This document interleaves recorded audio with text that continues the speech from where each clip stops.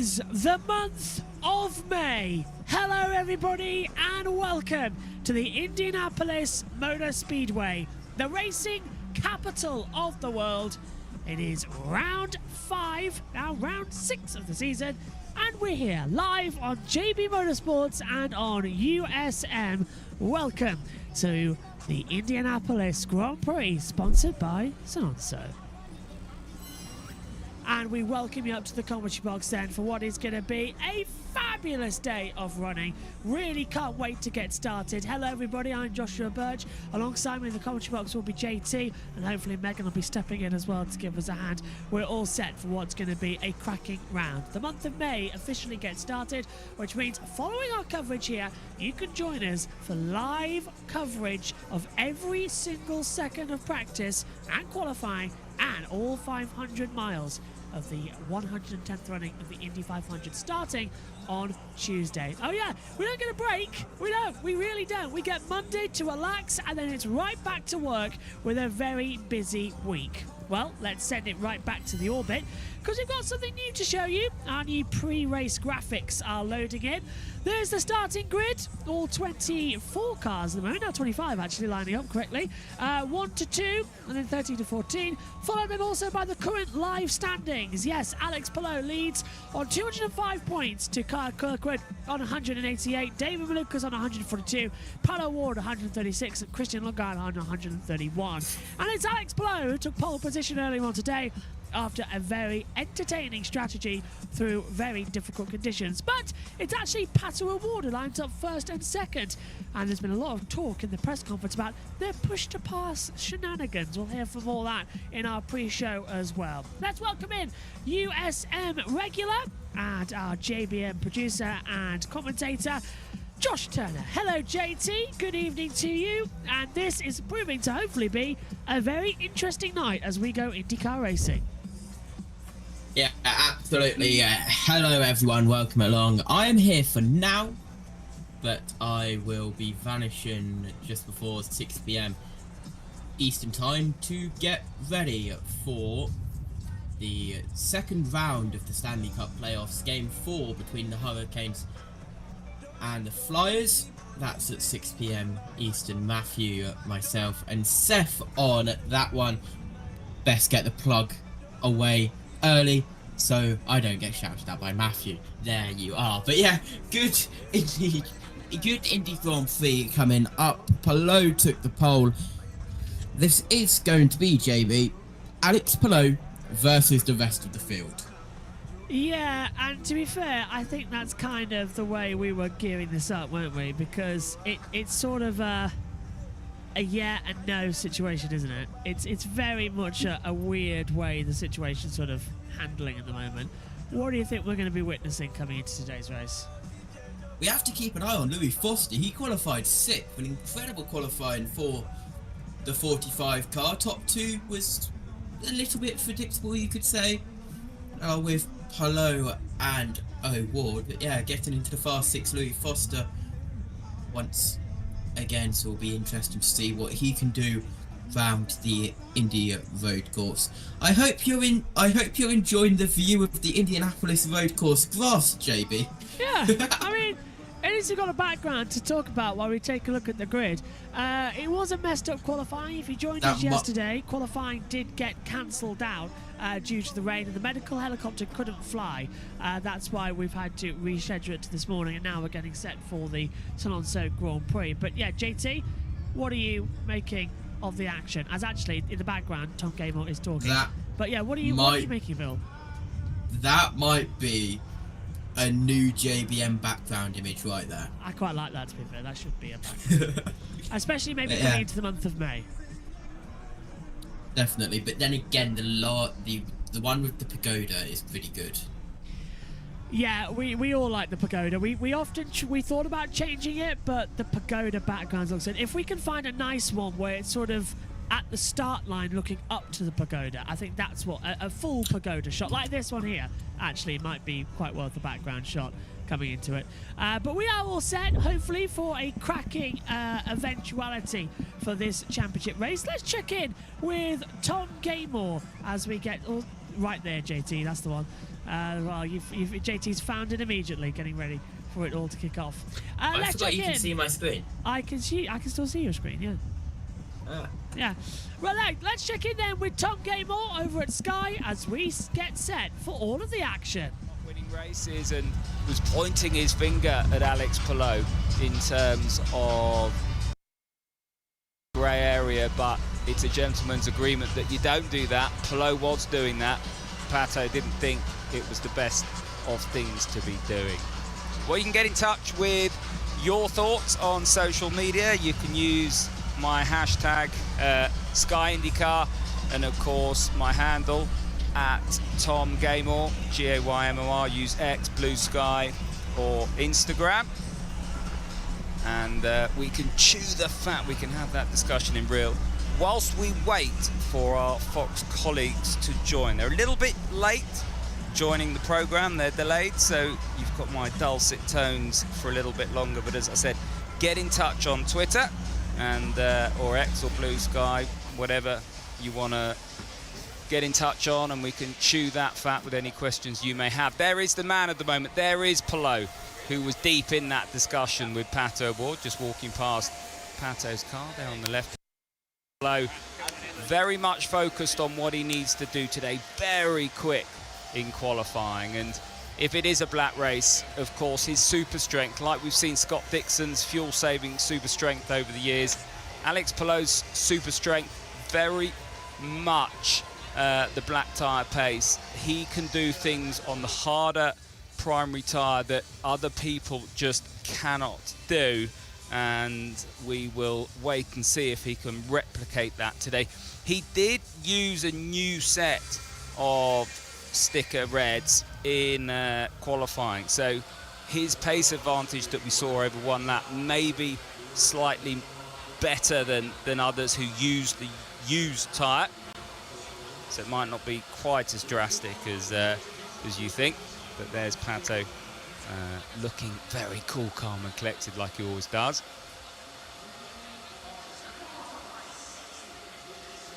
Yeah, Pato looking a lot happier than he did yesterday.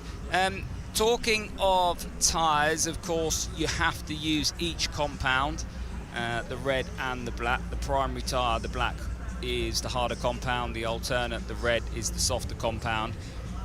The allocation in terms of what the drivers are starting on, Alex Palou's gone for the primary tyre, and Pato Ward behind him, Felix Rosenqvist gone for the alternate. They always say now, basically do the opposite of what Palou does, otherwise you've got no chance of beating him if you do the same. It's as simple as that. But the important point there with Pato Ward and Felix Rosenqvist starting on the red sidewall tyre is a long run down to turn one. It's a big braking zone. We've seen drivers over the years come from further back. We saw Devlin last year come from sort of the second, third row down to lead into turn one. On that harder sidewall tyre, Alex Palou's going to be compromised a little bit in terms of temperature and grip through the first couple of corners, whereas Pato Ward, Felix Rosenqvist might be able to jump him with the red, softer sidewall tyre. We will have to wait and see. It's an if and a but, it's a whim and a prayer, but they'll want to get ahead of Alex Palou down into turns 1 and 2. There's no doubt about that. Try and stop his charge. If you let Palou lead here and lead comfortably, it's only ever going to end up one way. He's very, very quick around this road course. Well, Alex Palou has won the past 3, I should say, and could become the 5th driver since 1946 to win 4 consecutive INDYCAR Series events at the same track. He is very good round here. He's been very good all year already. Already won 3 races, of course. In fact, his average finish since the start of last season is 4.5. That is quite astonishing, and it's that consistency. When he's not winning, he's always up there. Talking of someone who's always up there, that man on your screen, David Malukas, nicknamed Little Malukas, but if you've seen his coverage all the coverage this year. His chats with Jack Harvey, definitely wants to get rid of that nickname. Said he's called Sideways Malukas or Medium Malukas. He's going to wait till he wins a race, or wins an IndyCar race, before he calls himself Big Malukas. But, you know, he's been the top Penske driver in qualifying for the last 5 races. And bearing in mind, he's just starting at a huge team with lots of pressure on his shoulders. You've just got to think that this has been the dream start for David Malukas. Such a nice guy, goes about it with a smile on his face. And if you think of the woes that he had with Arrow McLaren and breaking his wrist and, you know, the speed bumps that he had, you've got to think that he deserves this luck. And he's riding that crest of a wave, and it's been absolutely fantastic to watch. He's never finished better than 12th here, and that shows now he's in a Team Penske machine who've won more races around here than any other team. He's right at the front, and if you look at where his teammates are, another fantastic performance in qualifying for David Malukas. So we are slightly delayed at the moment, and I believe that's due to a college basketball, as we're also now hearing college basketball ended ages ago. That's what because M3 Rate Car is saying. JT. It might be college softball. Oh, that could be it. JT, though, looking at the lineup, I know we've mentioned a couple of them, but it's going to be Alex Palou to try and do a double-double. He won the road course, he won the 500. Could he now try and do that again this year and join what Simon Pagenaud did back in 2019? Possibly. Yeah, we shall see. At the moment, I've got on my screen, hold on, let me get the Fox schedule up. What is this on main? This is on main Fox, isn't it? They always are on main Fox. Yes. So they always are on. That's why we've got a bit of a delay here as we wait to see what's going to happen next. Even the live timings haven't come available yet. UFL. It's a UFL. Yeah. DC Defenders for the Louisville Kings. Apparently, Bob Podcast just said a UFL upset right before IndyCar race on Fox. Can anyone upset Alex Palou? He certainly is the favourite coming into this one. Nice to see that they've given... at the moment, Go on. Yeah. Green isn't scheduled technically for another 14 minutes. Yeah, but even pre-race ceremonies look a little bit delayed, which is a little bit... Let's go to JB for pre-race ceremony. Oh, say, can you see? How was that? That impressed you a little bit, didn't it? No, oh. just no. I'll sing if you want me to. Yeah, please save our ears. No. Save our souls, save our ears. We'll see if that happens at some point as well. Many people are racing with Alex Zanardi stickers. Our great legend of IndyCar. What was a lot of pineapples on helmets. Which is wise. Very good news. I just hope that we get this sorted quite quickly, because right now we're sort of just hanging around here waiting for a green flag. Welcome to the Stage Zero podcast. Oh, still, this is going to be a great race. Drivers aren't going to like this either, the delay. Let's head back over there to Tom Gamer. The Sonsio Grand Prix laps around this Indianapolis Motor Speedway road course, and what really signifies the start of the month of May. We've got lots of that practice live for you on Sky Sports as we ramp up through those sessions towards qualifying next week, so stay tuned. I will post that on socials, the schedule that you've got to look forward to. But right now, we focus our attentions on 85 laps around this 2.439 14-turn road course. Can anyone beat Alex Palou? That is the million-dollar question. Will Powers won races round here. So has Scott Dixon. Joseph Newgarden has. Alexander Rossi and Rinus VeeKay. Or will it be someone else? Well, we finally got it. Welcome to Indianapolis. Back to Indiana. Back to the Indianapolis Motor Speedway. Go, go, go. Where the smiles come easy and the personalities show up. Ready for the road course that demands tempo, flow, and soul. Built right inside the Brickyard, it's a reminder to every driver what May is all about. Find the groove or fall out of sync. So sorry. Someone's already found it. Out front in command, setting the pace again. The best has returned, better than ever. But now, can anyone take it from him? You don't win the Indianapolis 500 here, but you absolutely set yourself up to chase Can it. he hang on? Does he have enough? The drivers who leave here with momentum carry it into the biggest stage in racing. May starts here.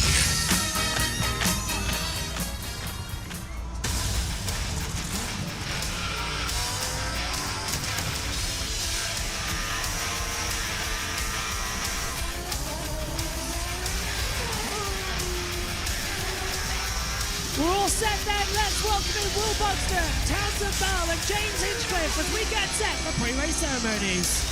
In the world of motor racing, the advent of the month of May means one thing. The fastest racing on earth returns to its spiritual home, the Indianapolis Motor Speedway. But before the Indy 500, the greatest spectacle in racing first, this Sonsio Grand Prix on the Indy road course, and that is what we are here this afternoon to enjoy. Welcome, folks, to Indianapolis with me, Will Buxton, Townsend Bell, and James Hinchcliffe, and Alex Palou, the championship leader and four-time champion, will be starting this race from pole as he has the previous two seasons. Now, in the previous two seasons, he won this race from pole, and if he's to do so again today, he would be the first man in history to achieve that at the same circuit 3 years in a row. Quite the record it would be. Townsend, some drivers out there, though, have it all to do today. Yeah, listen, if you want to know how challenging this sport is right now, look no further than the fastest man in the history of INDYCAR. I'm talking about Will Power, a 71-time pole sitter, a winner here on the road course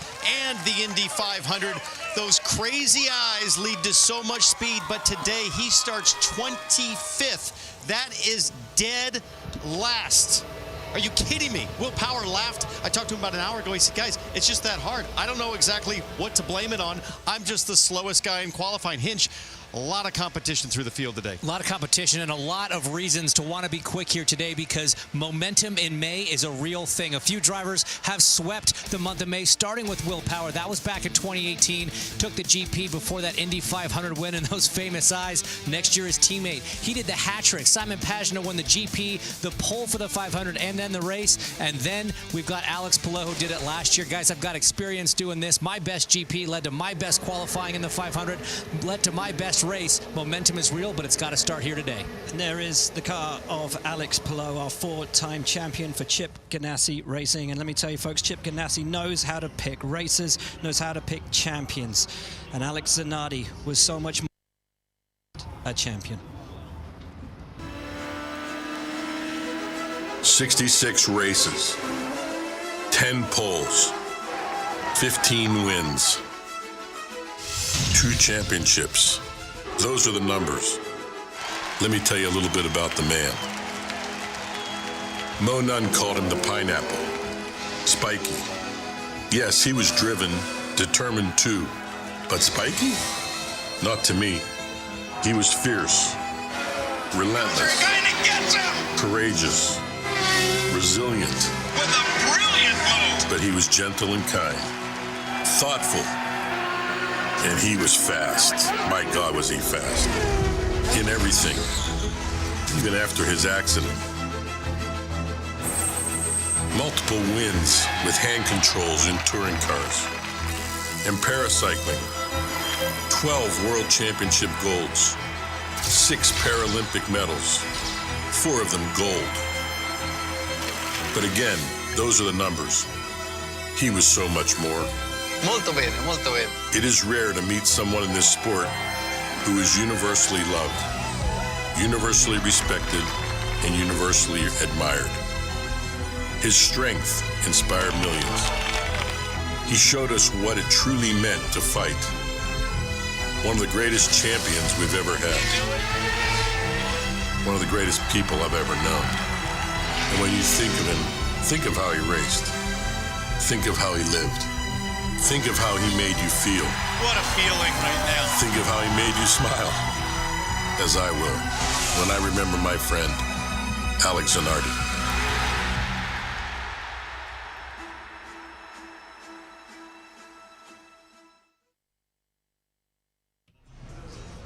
Let's check in with Tom Gable. Pretty powerful stuff there, and just a moment's pause there to remember the great man.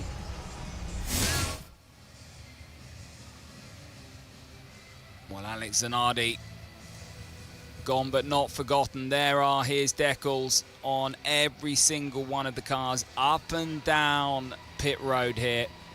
You can also see the number 7 car. That's Christian Lundgaard. Slightly altered livery for him. Now, he's a driver that goes really well around here. Came to Arrow McLaren last season and it just didn't click. They've done some homework and he starts inside the Fast 6. He starts alongside Felix Rosenqvist. He's got David Malukas and Louis Foster behind him as well. Quite a few of you getting in touch on social media. Thanks for that. Lem getting in touch saying, can you give a shout out to the IndyCar Fans UK group on Facebook? Yes, we're all in it together. Watching IndyCar as we head now back to Indianapolis for more of the build-up. Welcome back to Indianapolis, and our special thanks go to the KC-135 Stratotanker flyover provided by 434 Refueling Wing out of Grissom Air Reserve Base. It is a beautiful day for racing. No place we would rather be than right here back home in Indiana. And no better place to go than trackside for the command.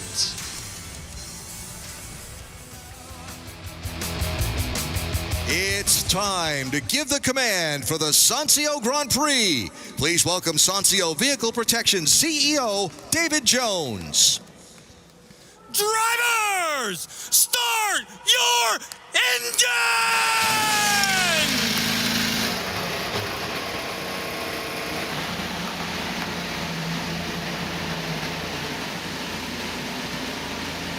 Engines fired, and before we go racing, let's take a look at the Sonsio Grand Prix starting grid.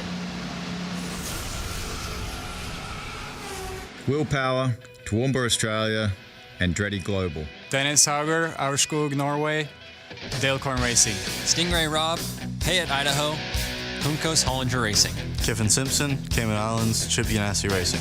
Ries VK, Hoofddorp, the Netherlands, Hunkos Hollinger Racing. Marcus Armstrong, Christchurch, New Zealand, Maya Shank Racing. Christian Rasmussen, Copenhagen, Denmark, ECR. Nick Schumacher, Germany, Rahal, Latterman, Leningen Racing. Scott McLaughlin, Christchurch, New Zealand, Team Penske. Nolan Siegel, Palo Alto, California, Arrow McLaren. Santino Ferrucci, Woodbury, Connecticut, AJ Foyt Racing. Marcus Ericsson, Kumla, Sweden, Andretti Global. Alexander Rossi, Nevada City, California, ECR. Kyle Collet, São Paulo, Brazil, AJ Foyt. Romain Grosjean, Geneva, Switzerland. Joseph Newgarden, Nashville, Tennessee, Team Penske. Kyle Kirkwood, Jupiter, Florida, Andretti Global. Scott Dixon, Auckland, New Zealand, Chip Ganassi Racing. Graham Rahal, Columbus, Ohio, Rahal Letterman Lannigan Racing. Louis Foster, Odium, England, Rahal Letterman Lannigan Racing. David Malukas, Chicago, Illinois, Team Penske. Christian Lundgaard, Hedenstedt, Denmark, Arrow McLaren. Felix Rosenqvist, Värnamo, Sweden. I used to be a downhill skier, got the need for speed. Pato Award, Monterrey, Mexico, Arrow McLaren. Alex Palou, Barcelona, Spain, Chip Ganassi Racing. Well, that is your grid. Alex Palou, as we've already said, back on the pole position. Guys, what's fascinating for me are that the drivers starting immediately behind him, Pato Award and Felix Rosenqvist, are going on the offensive earlier. They are starting this race on the soft tyre, which could be a huge advantage with that increase in grip and pace in the early laps.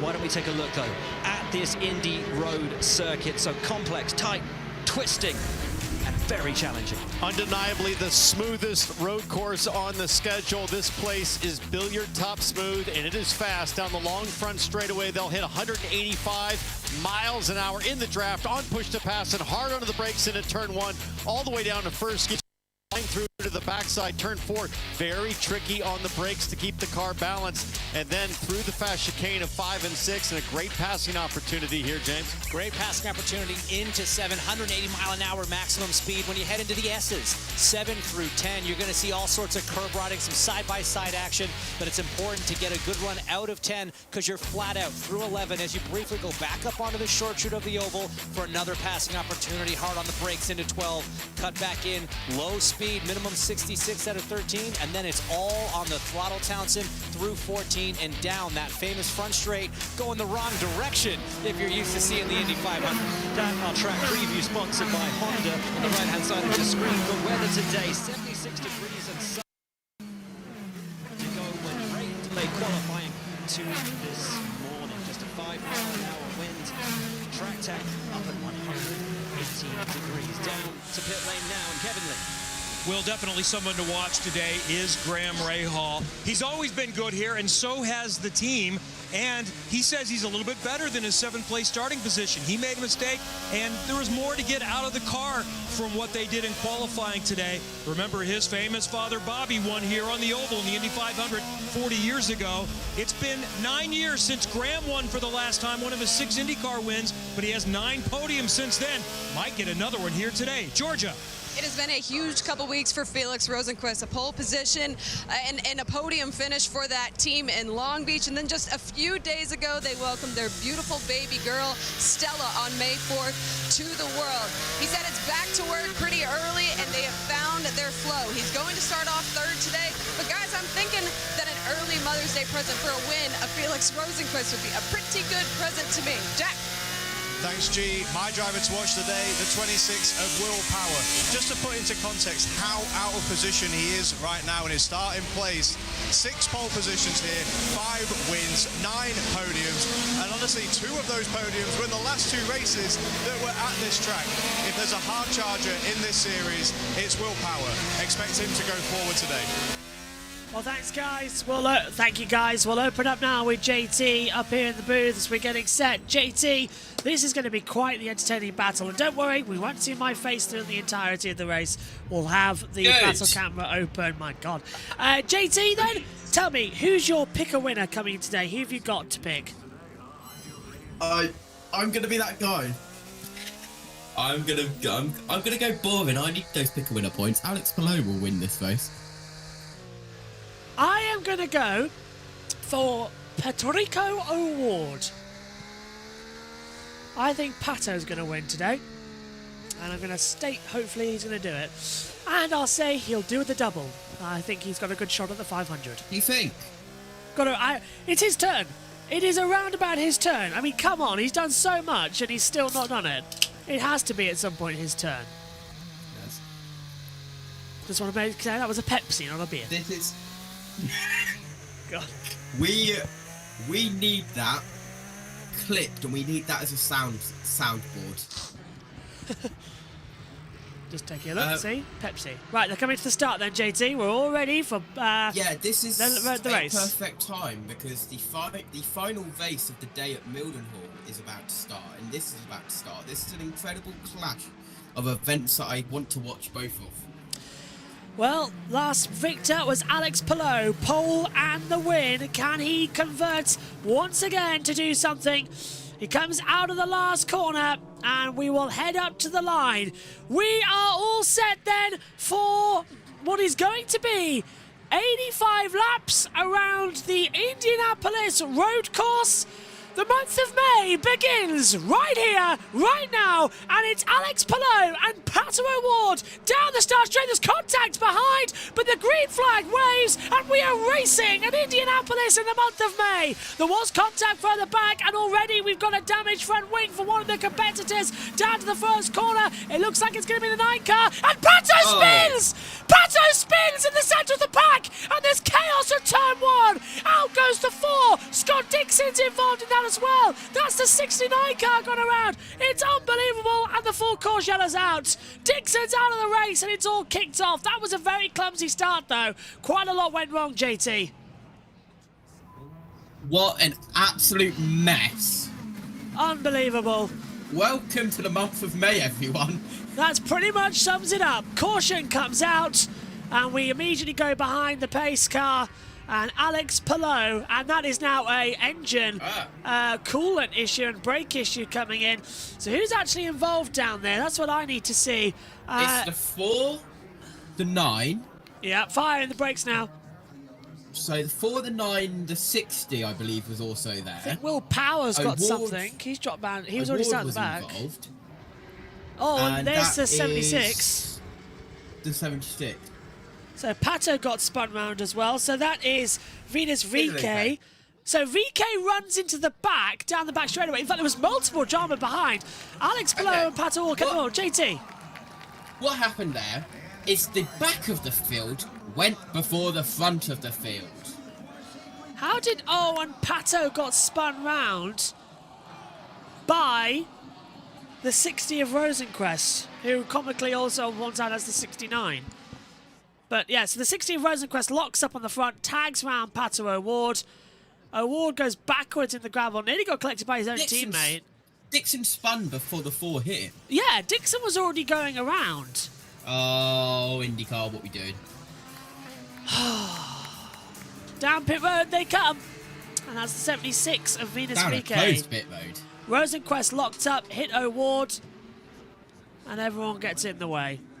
Let's check in with our commentary on Sky. On a Pato O'Ward, he'll be spitting feathers, desperate for a strong result here for his championship. This is Venus VK in pit lane. He was the car that I think was a victim in the concertina. I say that, yes, he's made the most amount of contact, but I think there was just a big checkup, and that concertina effect down that side of the grid just meant that eventually it was going to catch someone out. It caught Venus VK out. I think he clattered into the back of Rasmussen. A bit of damage to Rasmussen's nose as well. Scott Dixon in the PNC bank car was the one stuck with Kyle Collette down at turn 1. You can just see more debris. Something That's stuck Dixon, isn't it? underneath Dixon is not helping the front of that car.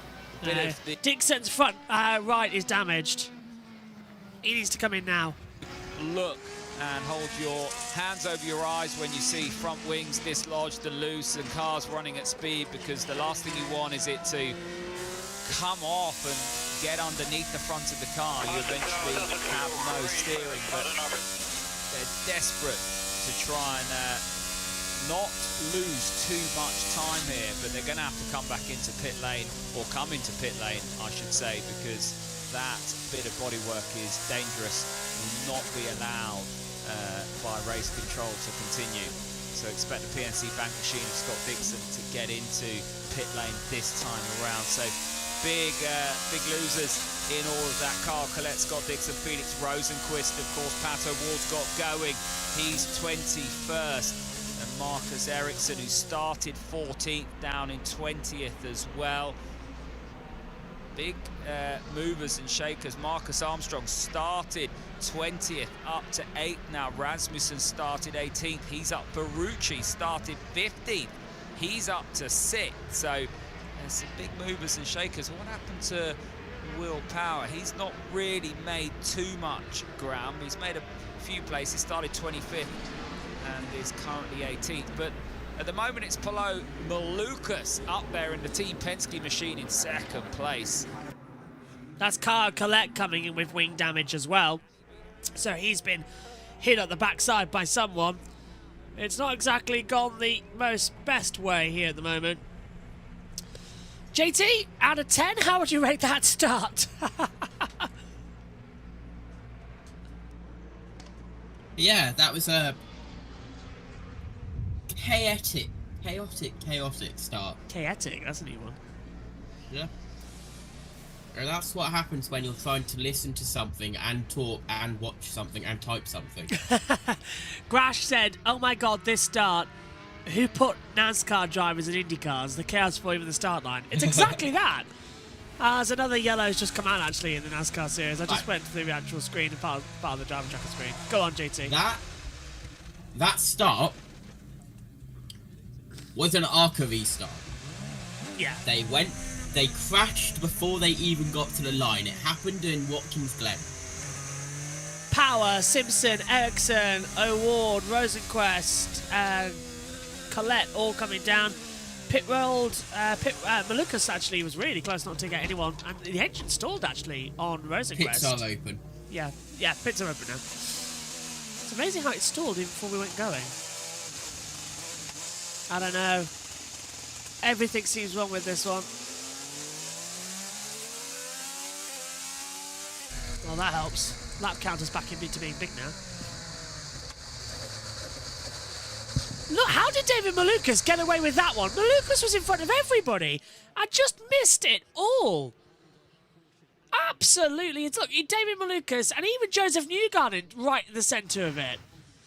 Down pit road now. O'Ward. They're all diving in for fresh tyres and rubber. I think this is earlier on because he's left the pit lane now. So, yeah, those damaged get changed over. Alex Palou leads this race. Go on, JT. Newgarden got into the back of Dixon, and that sent Dixon into Colette. Yes. It's been that kind of day. Oh, I don't know. One of these days. So, no one's actually officially out of the... who's actually out of the race? Is anybody actually out? I don't think anybody is. Pit road, Jack Harvey. I'm still trying to figure it out. Well, I was very happy to be standing next to you because I knew I would find out. That's the only way I would find out what happened. I have no idea. David Looks like Letterman. a few folks got together is what I will say now. That would be my early evaluation.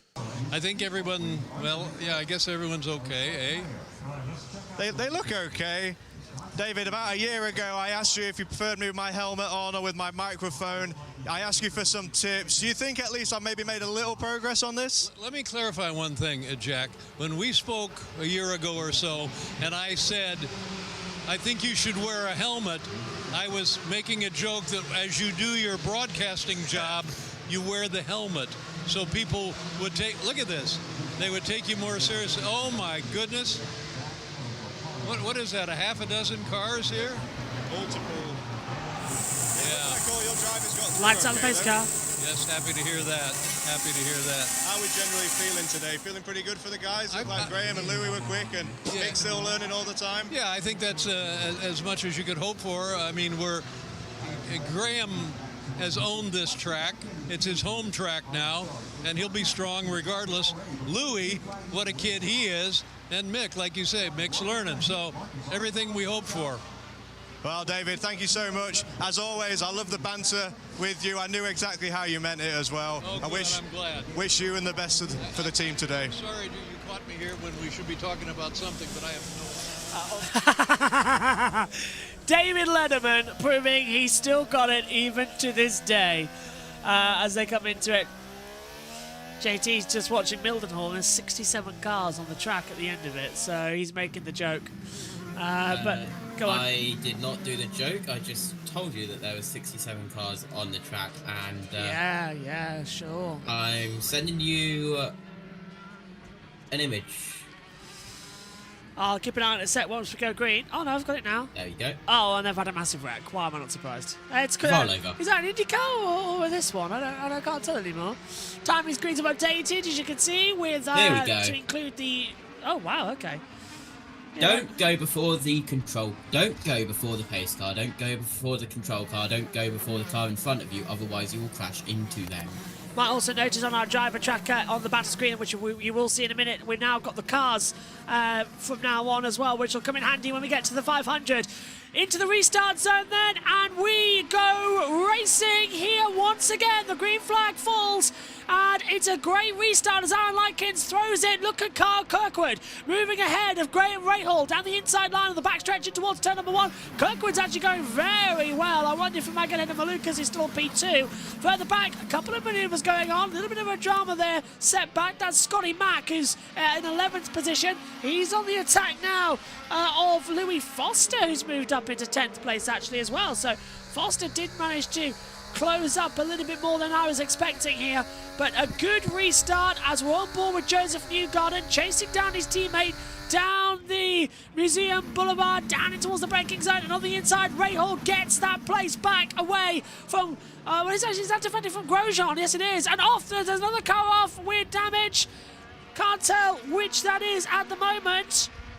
Rasmussen. It's Christian Rasmussen. I was thinking, was it Will Power? Because I've got similar liveries, but it's the 21 of Christian Rasmussen. Penalty. Ah, right. What's that for? The contact, presumably, because he locked up.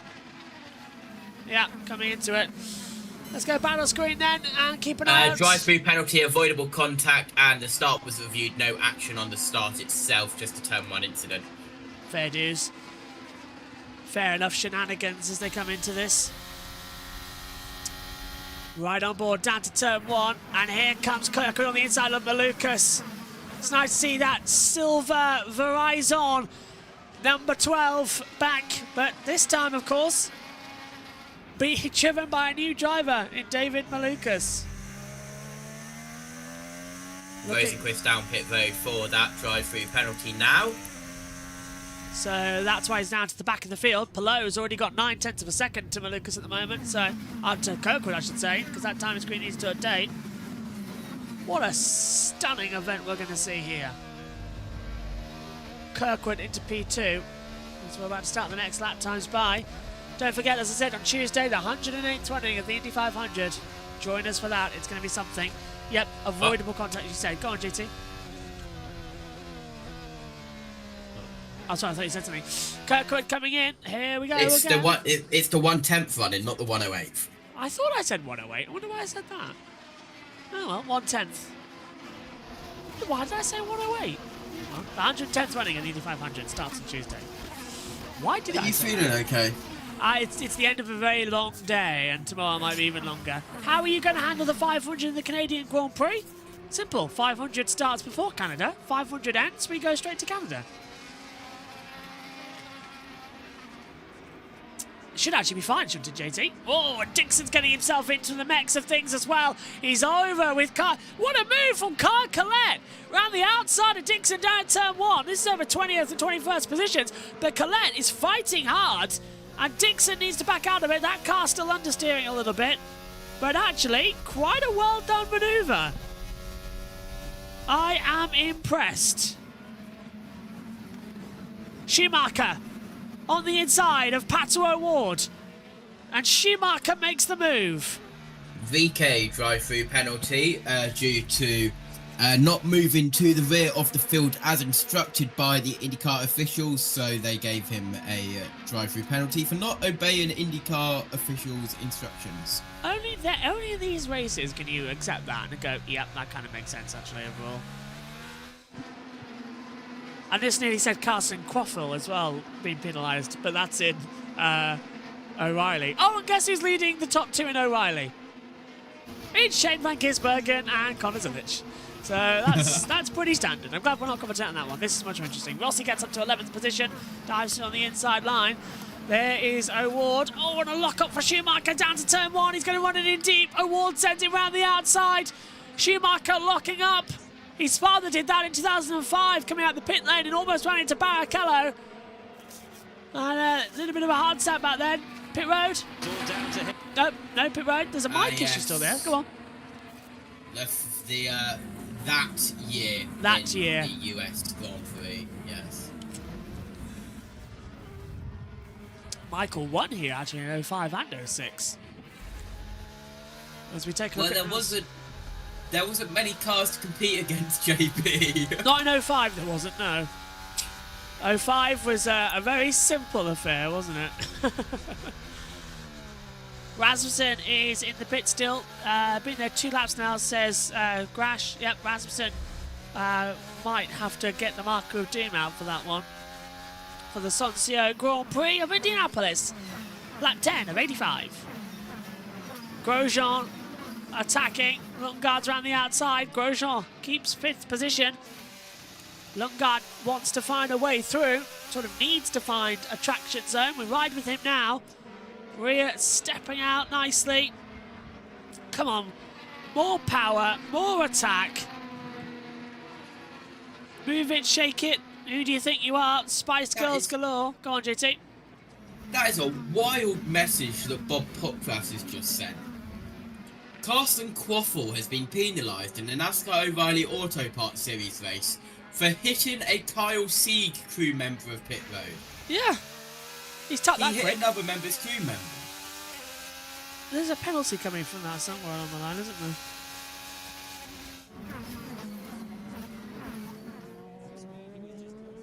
Pit road, yes. Let's check in with James. She's got some news.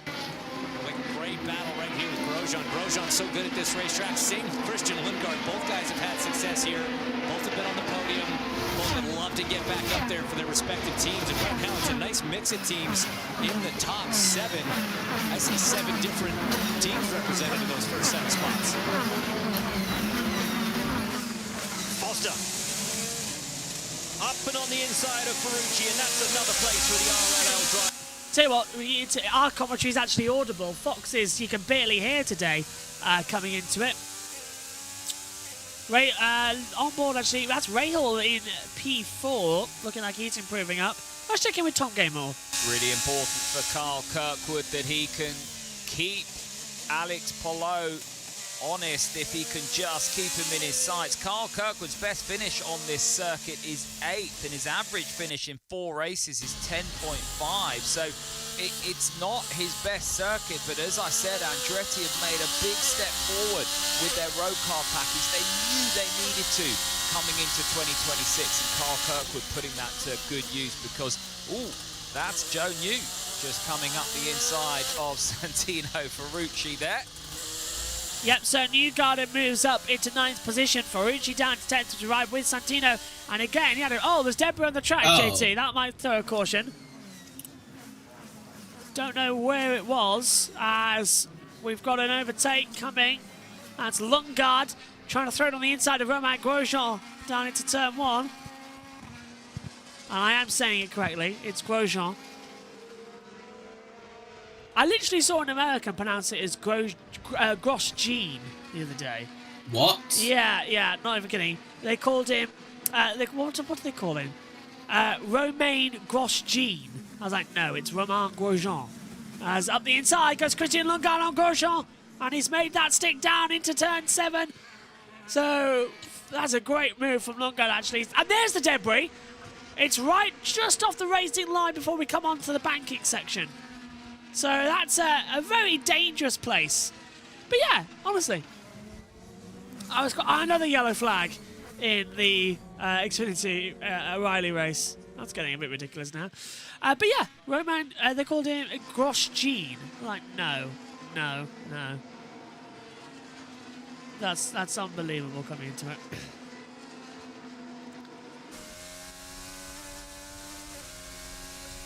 Kyle Kirkwood has told Brian Herter he might have a possible vibration. Don't forget. Oh, and there's the move on the inside. Alexander Rossi getting ahead of Santino Ferrucci for the top 10. I was just actually taking a look at Alexander Rossi and his finishing rate here as well. It's not exactly been the greatest. He had victory only once here back in 2022 in the Grand Prix. And that was in the later year Grand Prix, not the Sonsio. That was the second race here we had. So that was the Harvest Grand Prix that we held.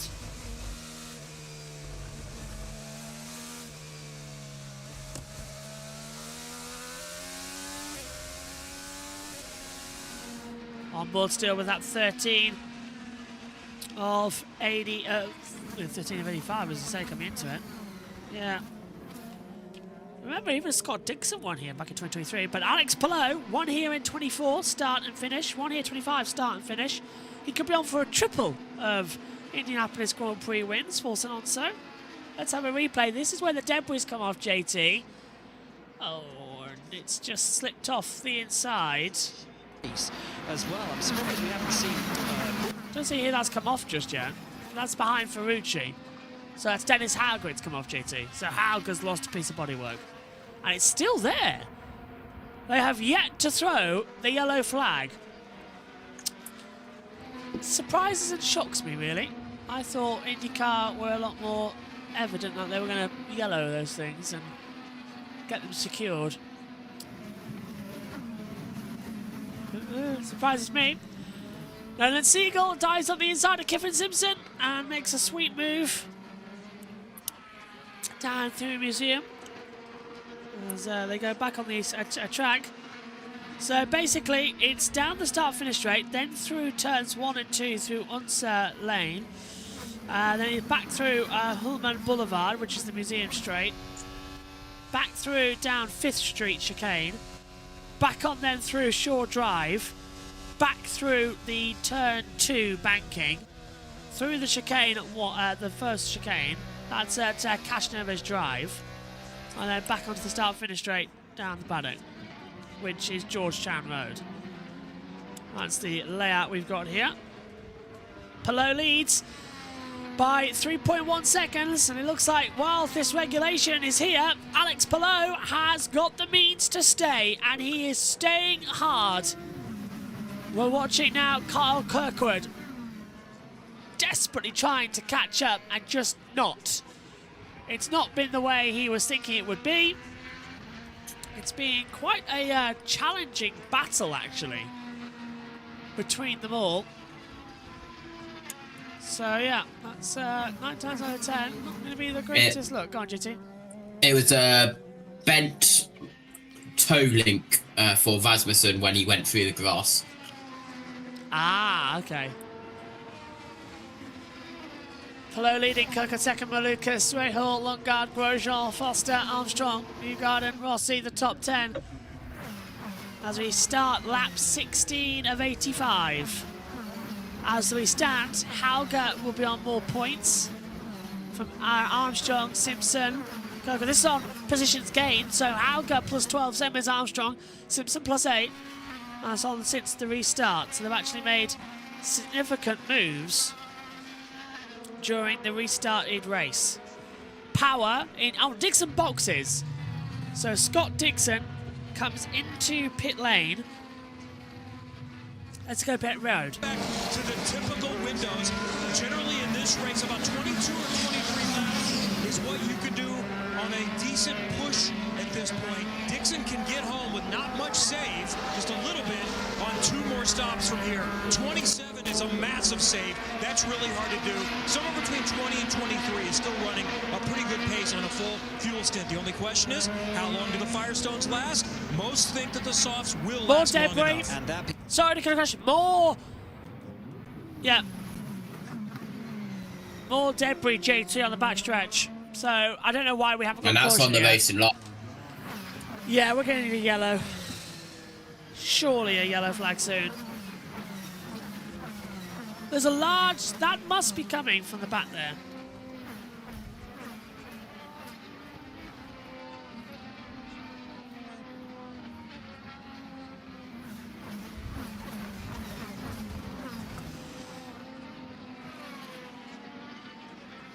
So, pit road. McLaughlin is in, and so is Marcus Ericsson.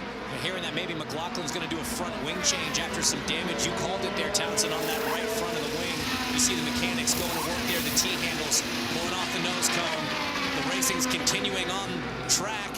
Nolan Siegel defending against Simpson as the racing... Yep, and there we go around the outside. Simpson's going to be on the push. Siegel's on the inside. Simpson stays in 14th position. Just doesn't get the actual traction to keep into it. So here we go again then. Can Simpson gain on? Just closing in. He can't catch back. That beautiful livery with the Cernco fuel. Here it is again, look. So Simpson's trying to go on the outside. Kept on the brakes on the inside. And actually, that's the first time, JT, I'm going to say it. That's a good move from Nolan Siegel. Yep, going now down the front straightaway.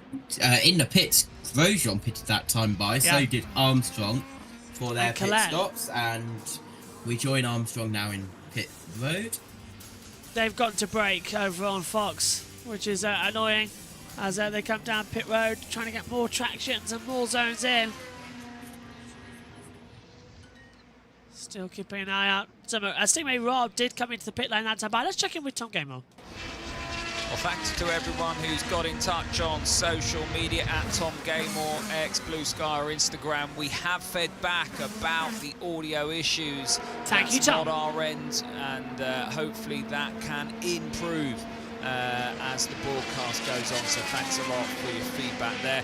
Pit stops in full swing already. It's about 21 laps for a green flag window, but as I said at the beginning of the broadcast, it's a bigger spectrum in terms of the pit stop window than we see at other circuits, say Long Beach last time out. So some people already pushing. Sorry, just going to interrupt. Shane Van Gisbergen and Colin Zillage crashed on pit road in the Xfinity Series. So that's getting quite energetic as we go back. Earlier on in this first stint, so those fuel numbers will be favourable. And there is Joseph Newgarden in the Estimo Team Penske machine. He was inside the top 10, as we see the 21 ECR. That's more work than going on for Christian. He was in bother earlier on, and he was off as well down at turn 7. There is Pato back in again. Just gone missing, and you can see the front left there having to go for the spare wheel nut, which is on their belt. So that's another issue there for Pato O'Ward, who's leaving pit lane. It's not been his day so far. Mexican will be really cheesed off with what happened down at turn 1, and that was a slow stop. He's going to come out side by side with the PNC Bank machine of Scott Dixon. Dixon's got ahead. Scott Dixon on warm tyres. They're both on the red sidewall tyre. And now they have a bit of clean air between them, and Joseph Newgarden. Newgarden's on the back now. He's going to go on the attack. Trying to work out where Joseph actually is on the board. He's in P13 as it comes in, along with Pato O'Ward as he came out of pits. Soft tyres, still the call. On board with Will Power now. He's having a pretty interesting race. He's now over to P10. Did start further back down, so he's at least gaining some traction out here. 113 per lap, 112 is the overall best lap time. So it's going all right as they come into this. What will be done first, though? The NASCAR Xfinity or the INDYCAR Grand Prix? How long's left in NASCAR? One stage, 39 laps. That'll definitely be done before this. Running 28 minutes, done 20 laps, so that's an hour to do 40 laps, 2 hours. What time am I leaving here? 1 AM? That's going to be a rough wake-up call tomorrow. On board with Power. Still pushing hard.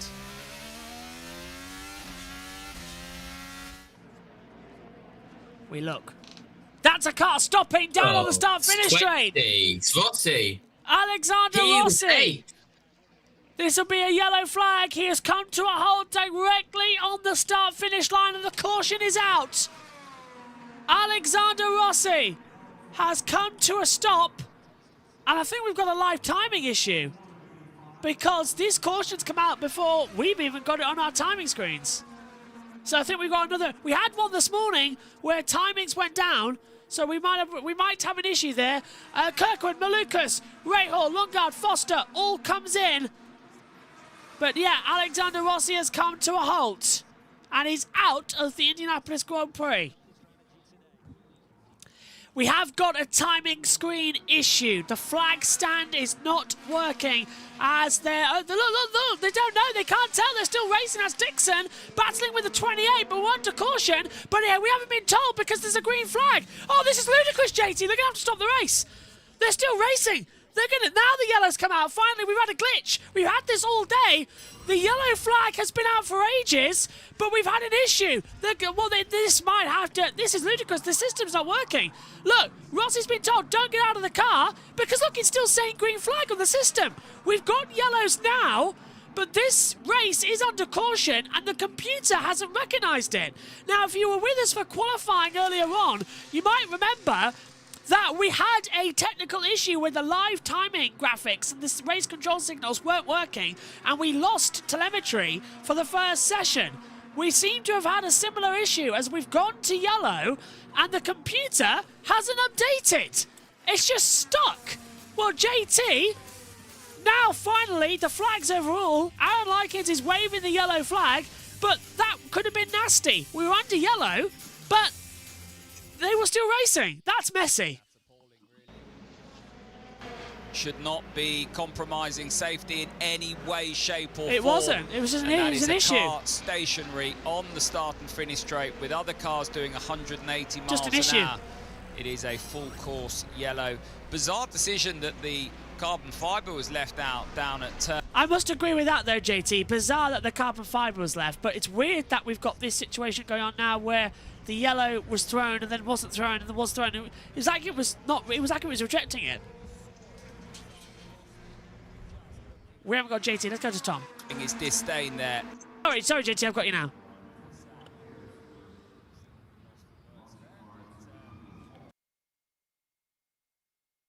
All right. Well, let's go to Tom then. While we've got a yellow flag. Yeah, the yellow came out on the TV broadcast, but the timing screen that we've got didn't go yellow. As I was saying the last time I was talking, the top 9.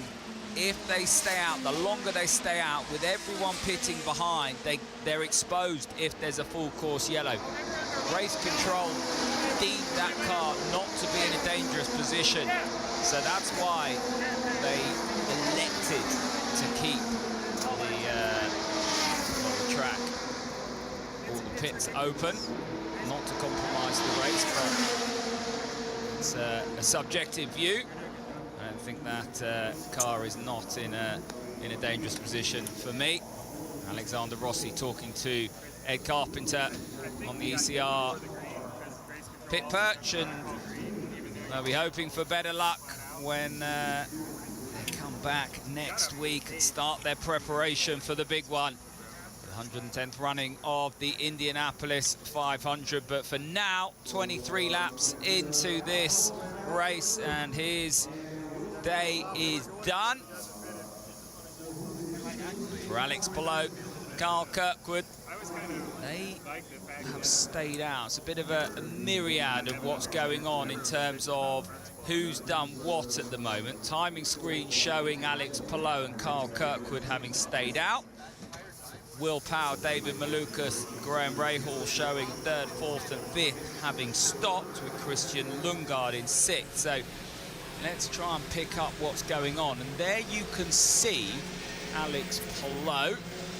See Carl Kirkwood there as well. So this is going to be a bit of a disaster for Alex Palou and Chip Ganassi. And as I said, they stayed out, they rolled the dice. I think they've been compromised here in Indianapolis.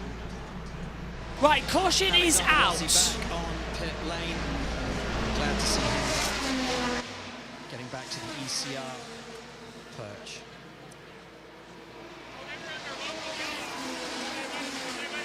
Defo wrong, what Hinch said there. I don't know what he's looking at, but I can confirm that I was looking at the timing screen and it was going yellow, yellow, green, yellow, green, yellow, green, yellow, green. You saw it yourself.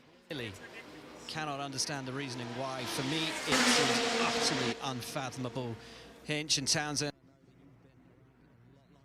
But we'll get to that in a moment because Georgia has managed to grab Alexander Rossi. Rossi out of the car and safely back to his pit box. First, originally tell me what happened, and then also the decision to get out of your car on the front stretch. Well,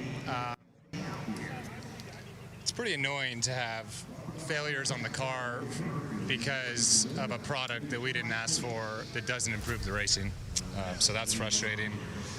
Second of all, the fact that it took that long to throw a full course yellow when the car's on the front straight and people are going by at 170 miles an hour also seems insane when they don't let us drive in the wet yesterday. So I don't really know where the priorities lie. So pretty frustrated. Thank you. Alex Palou flipped off race control there. He is not a happy bunny. As we take a look, this was the yellow flag. So look, I'm telling you, JT, look, yellow flag, green flag. That was a local yellow. So it's not a full course yellow, but the timing screen did go yellow, as in full course yellow. That confuses me there. Yeah, I know, it's confusing me. Because there's the full course yellow now. That's a signal. So, yeah, go on. In all of motorsport, in 99% of motorsport, the starter's stand, the starter's rostrum, the starter's flag post, where the starter is positioned on the start line, is not a flag post. No, it's not. As into the pit lane. Yeah. They do not show they do not show local yellows. That is not a thing in motorsport. So unless you are down at the low club levels where the starter stand is a marshal post. So yeah, there's been a confusion. That to me, that as soon as that local yellow went out from the starter stand, that's a full course yellow. That's a full course yellow. Yeah. And that, I think, is why the TV graphics went full course yellow, because they saw that yellow be thrown from the starter stand. It's a really weird system because our graphics went yellow as well, but it took a while for them to actually update to yellow. It was like it was half yellow, half green. They couldn't work out what was going on. But I think you're right. I reckon what's happened is race control have overridden the flag stand. The flag stand put the yellow flag out. That indicates it's a full course yellow. But then we saw the green light further down at the next marshal point, the first marshal point, and that was showing green. So that's what's confused our timing data systems up here in the box. There is a massive miscommunication going on. Look what happened at the start as well, with everyone being bunched up too much, the green being held. Is Aaron Likens doing it today? You know, is he flagging the green? Because this is a bit of a shambolic effect here. Aaron Likens is the starter for INDYCAR, and I'm not going to diss him, and I'm not going to have a go at him at all. That's not his fault. He is a legend of a starter. 100%. One to go is being given. It's race controls. Information, yeah. That was race controls mess up. There may be a rule in INDYCAR where, if needed, the starter can display a local yellow. However, I don't think everyone, if that rule exists, has read it. I don't think they have. Oh, and Honda. So when Rossi said thanks Honda on the radio, that was a sarcastic reference in the hybrid system which Rossi inferred had failed. So Will Power is now the leader for Andretti. Oh, this race is confusing me. I can't work out what's happening next. Yeah, everyone's agreed. That rules of INDYCAR, I think, has been thrown out the window this season. I am 90% convinced, though, that was a full course yellow and race control mucked it up by not telling the correct people. Because they were still side by side with that track, and there was debris out there for ages that wasn't being sorted out. But either way, we have now gone green, which means this race is going to restart with Will Power as the race leader. Then it's David Malukas, the man who replaced him at Team Penske. This is going to be fun. Green flag. We go racing at the Brickyard. Aaron Likens waves the green flag down to turn one. Look at the run already towards the pit wall. Rahal pushes Lundgaard to the left so much. Lundgaard's forced around the outside, and Rahal's not giving him an inch down into turn one, but runs too deep. Lundgaard sent him round the outside. Well, that was Rahal being cocky, and that's Lundgaard being smart, JT. Fantastic. Old v young. Absolutely. Rahal now through the chicane on the back straight. And we'll look to try and get past Lundgaard. He's going to go for it. Rahal's trying to go around the outside this time. Meantime, Newgarden's battling out with Louis Foster. He's trying to go around the outside. Coming in hard. That's going to be Armstrong on Grosjean for 7th position. And he still might do it around the outside. How has he done that from Helga passing Ferrucci? Helga goes round the outside and Ferrucci's repassed him. Oh, these two are having a ding-dong. And now Ferrucci's under attack. Coming in from Nolan Siegel, 11th position, and Scott Dixon in 12th. Down to the chicane, lay on the brakes. Dixon goes to the inside, almost tags round the McLaren driver. Car right in the middle of Dixon. Coming now way into the braking zone as they swing back round. Contact, car up in the air. 3 cars involved, and that's Alex Palou going wide. It's Rosenquist for a second time today involved, and the full course caution is out again. Car stalled in the centre of the track, JT. Yellow again. Is that... It's one of those. Stingray Rob and Roman Grosjean boxes. Let's have a look at it. So this is on board with Rosenquist. So is he just going to have a blind day? Oh no, he hit Kiffin Simpson. Goes up, down. Rosenquist out. He's got a broken front right suspension. So Rosenquist out. He hits Kiffin Simpson. But who got spun round there? Was that... Couldn't quite tell on the driver tracker. I think... Is that Marcus Armstrong or is it Stingray Rob? I think it's Stingray Rob who gets spent round. Head of the championship leader, good job. Nice avoiding actions. Oh, that's messy. Yellow again here. Palou dropped right back down into 17th place. Another full-time caution. There is spinning around, unfortunately, Stingray Rob. And there's another car out there, JT. Who's that has gone, man? That's down at turn 1. That's Rosenquist trying to get back to the pit lane. Yeah, he went up in the air in that incident. Why is he coming back? This is a mess. Absolute mess. So, Grosjean is in the pits. Whoa. Rasmussen somewhere. Creed in the grass at Watkins Glen. Yeah, apparently he got airtime. I haven't seen it myself, though. Oh, this is a mess. Those splitters really dig into the grass.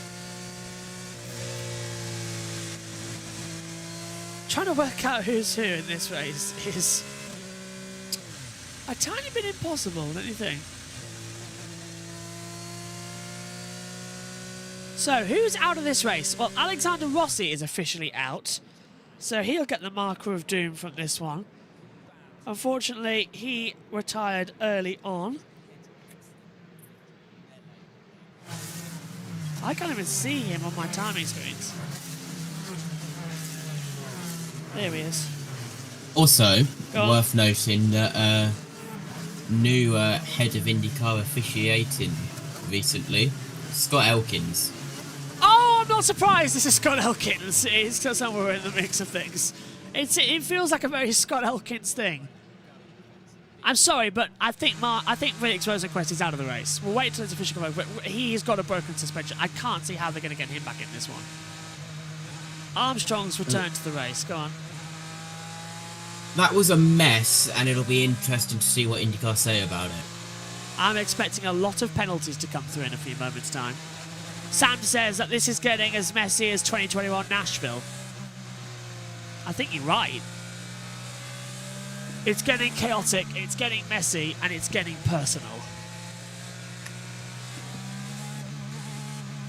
Caution is out. How many cautions is this now? 1. And I'm taking a look at how many cautions. This is caution number 2, I believe, isn't it? Yeah, only 2 cautions. I thought we had one right at the start. Okay. We did. How many cautions have we actually had? 3? I have searched it up, and it seems like INDYCAR, the starter can actually be a part of the local yellow system. So he got confused with whether it's a full course yellow or an actual yellow. The starter in INDYCAR has the power to show a local yellow, which is what he did. However, that doesn't really help when he's also the local yellow is similar to or the same signal as caution. So it should have been a single yellow, and he should hold double yellow. It was. Yeah. It was a single yellow. It was a single waved yellow from the starter stand. Now on road courses, it's the 2 yellows held together. Yes. For the caution. However, on ovals, it's a single waved yellow from the starter stand, which signifies a caution. Which I think is where that confusion came through, yeah. Between road courses and ovals. Once we get into Tuesday in the month of May, And also, of course, all of the... Oh, here's a replay. He really did get up in the air, and he had to let go of the steering wheel. He got up very high on the board. This is Rosenquist on board again. It's got nowhere to go. I wonder if... Oh. Gone. That was a little bit like what we saw in Miami, just not rolling over sideways, rolling over the front. Power boxing, by the way. Power boxes. As does Award, Simpson, McLaughlin, Armstrong, and Rosenquist is officially out of the race. Go on, JT. Right, so... Marker of Doom crosses out Felix Rosenquist from this race. Marker of Doom is electronic this year. What is it? It's Apple Pen, isn't it? So, let's go down pit road. Pit lane needs to come in now to top up on fuel. Lap 31. It's about where you thought it would be. And Jack is standing by with Felix Rosenquist. Fro, firstly, hands, wrists, everything's okay? Yeah, I'm okay. Yeah, I just feel bad about lap 1. It was kind of messy, like someone drove into my rear and on the launch, so I couldn't really get going. I got kind of swarmed. Christian was on my outside, and we kind of tried to outbrake each other. And then Pato was just, you know, all of a sudden he was just there. So, you know, I feel really bad for everyone who got involved in it. It's obviously, I try to not hit people, and I feel like I'm pretty good about not doing that, but this one was definitely my mistake. And yeah, then the last one, I don't know what Kiffin was doing really. I was next to him, and he just went all the way to the apex, and we hit. So I think that one was not on me, but yeah, really unfortunate. We actually had a pretty good comeback before this. All right, man, sorry about your day, and better luck in the Indy 500. Thank you. No. Alright. Okay, so 31 of 85. Oh, this is just a mess. Scott Elkins is the manager director officiating of the new rules board, says Grash. Yes. So he will have a fun, as managing director of all the rules, he will have fun. I got it, I understand. But that's not professional sport. That's Romain Grosjean. Upset there with race control. Grosjean's angry at race control. Exactly what put him out. We thought we saw Grosjean work out on the right front, perhaps steering arm of Grosjean's car. Either way, huge frustration as he was right up in the mix with the top 6. Now, guys, 2 fastest cars. I think Romain Grosjean gets out of this race. Go on. It also seems like the flag post before the starter stand, when Rossi came to a stop, was still displaying the white flag, even though he had come to a stop. Maybe that is why the starter stand went so quickly on the local yellow train. Yeah, because it was still... Oh, this is messy. A Pato white Ward has flag stopped. is a slow-moving car. Not stopped. Not a stationary car. It's messy. It's messy. Ward stopped again. He's now dropped to the rear of the field. Hold on. NASCAR O'Reilly Auto Parts Series have used CCTV footage. Really? What for? Sheldon Creed's incident. Oh, wow. He did get air, apparently. Oh, hang on a minute. That's the 21 of Rasmussen being returned to the race. We were told you can still see my screen, right? Yeah, I can. Ready? Yep, watching. Oh my God, he got massive air. Sheldon Creed was in a bit of a blunder then. Okay, let's get ready to rumble. Once more here at Indianapolis.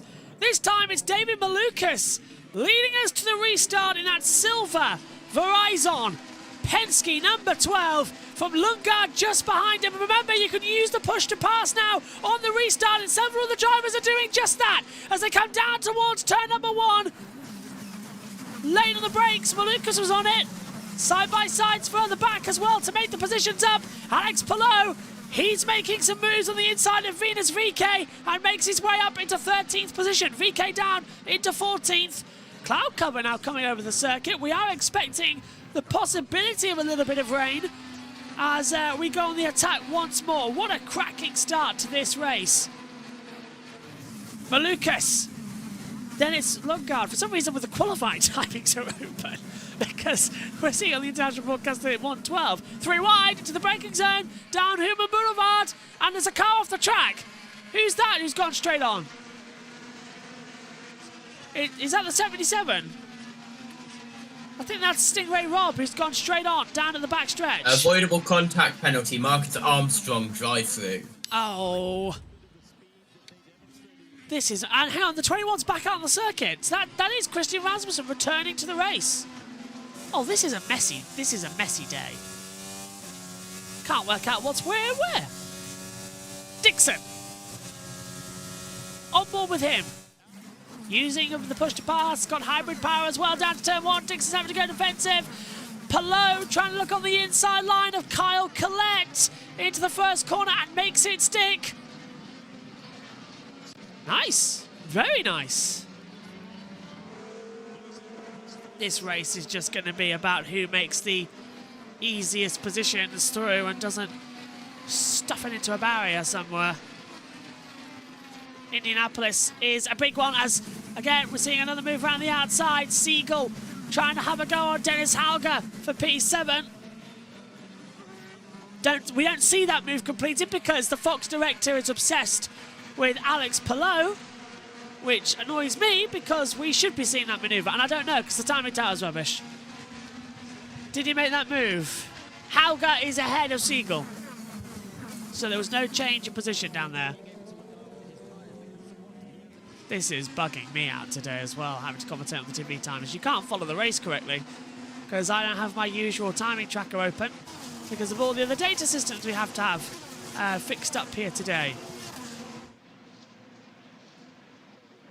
Radio. And here comes it. Kirkwood's on the inside line. He's going for a move on Ericsson down to turn 1. He almost teabags the back of Dixon. He went over the top of him, JT. Wow. That was almost going to be a collision and a half. Dixon saw it coming, and I saw him push the booster power on. Yeah, as now on board, heading down the back straight. On board with Kirkwood.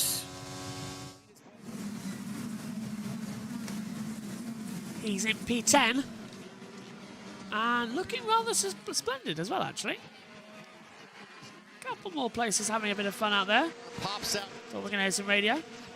Tell you what, my ears are being really wonky today in terms of things. I think I've got like a head cold coming. Lap 35 of 85. On board now. Can we just have like the heads up of who's driving what? It's really annoying.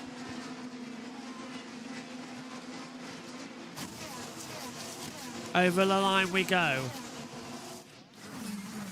There's a lot more competitive natures than you think in this IndyCar field. Dixon's under attack now from the inside line, and Kyle Kirkwood gets through into 9th position. A sweet move on the inside. And there's that static camera on the inside line of turn 3. Kirkwood hunting down the field, so is Palou, but Kirkwood is the net lead at the moment. Kirkwood's on 24 lap old tyres, we understand, just hearing.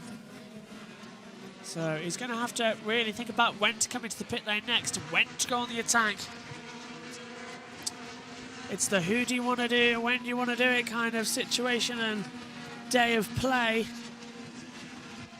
There's so much more momentum in this race. Look again, the Rahal Letterman Lanigan Racing. David Letterman's already here this weekend, as you know, we've spoken to him earlier, but 3rd and 4th at the moment. And then we've got Mick Schumacher 15th. Not too bad as points paying positions, but it's an absolutely insane strategy call at the moment. Well done. They always come alive at this place. And quite rightly so. Dixon now under attack by Marcus Ericsson. As Ericsson goes through down turn 1 and takes 10th position away. So now the top 10 is Malukas, Lundgaard, Rahal, Foster, Newgarden, Ferrucci, Hauger, Siegel, Kirkwood and Ericsson having completed that one. We ride on board now with Scott Dixon as he hurtled down Human Boulevard, and that is not, that's Kirkwood getting ahead of Siegel. Fox just showing us completely the wrong graphics. I feel like banging my head against the desk. Nothing's improved on Fox from year 1, has it? Year 2, just the same, terrible graphics, still the same, terrible pictures.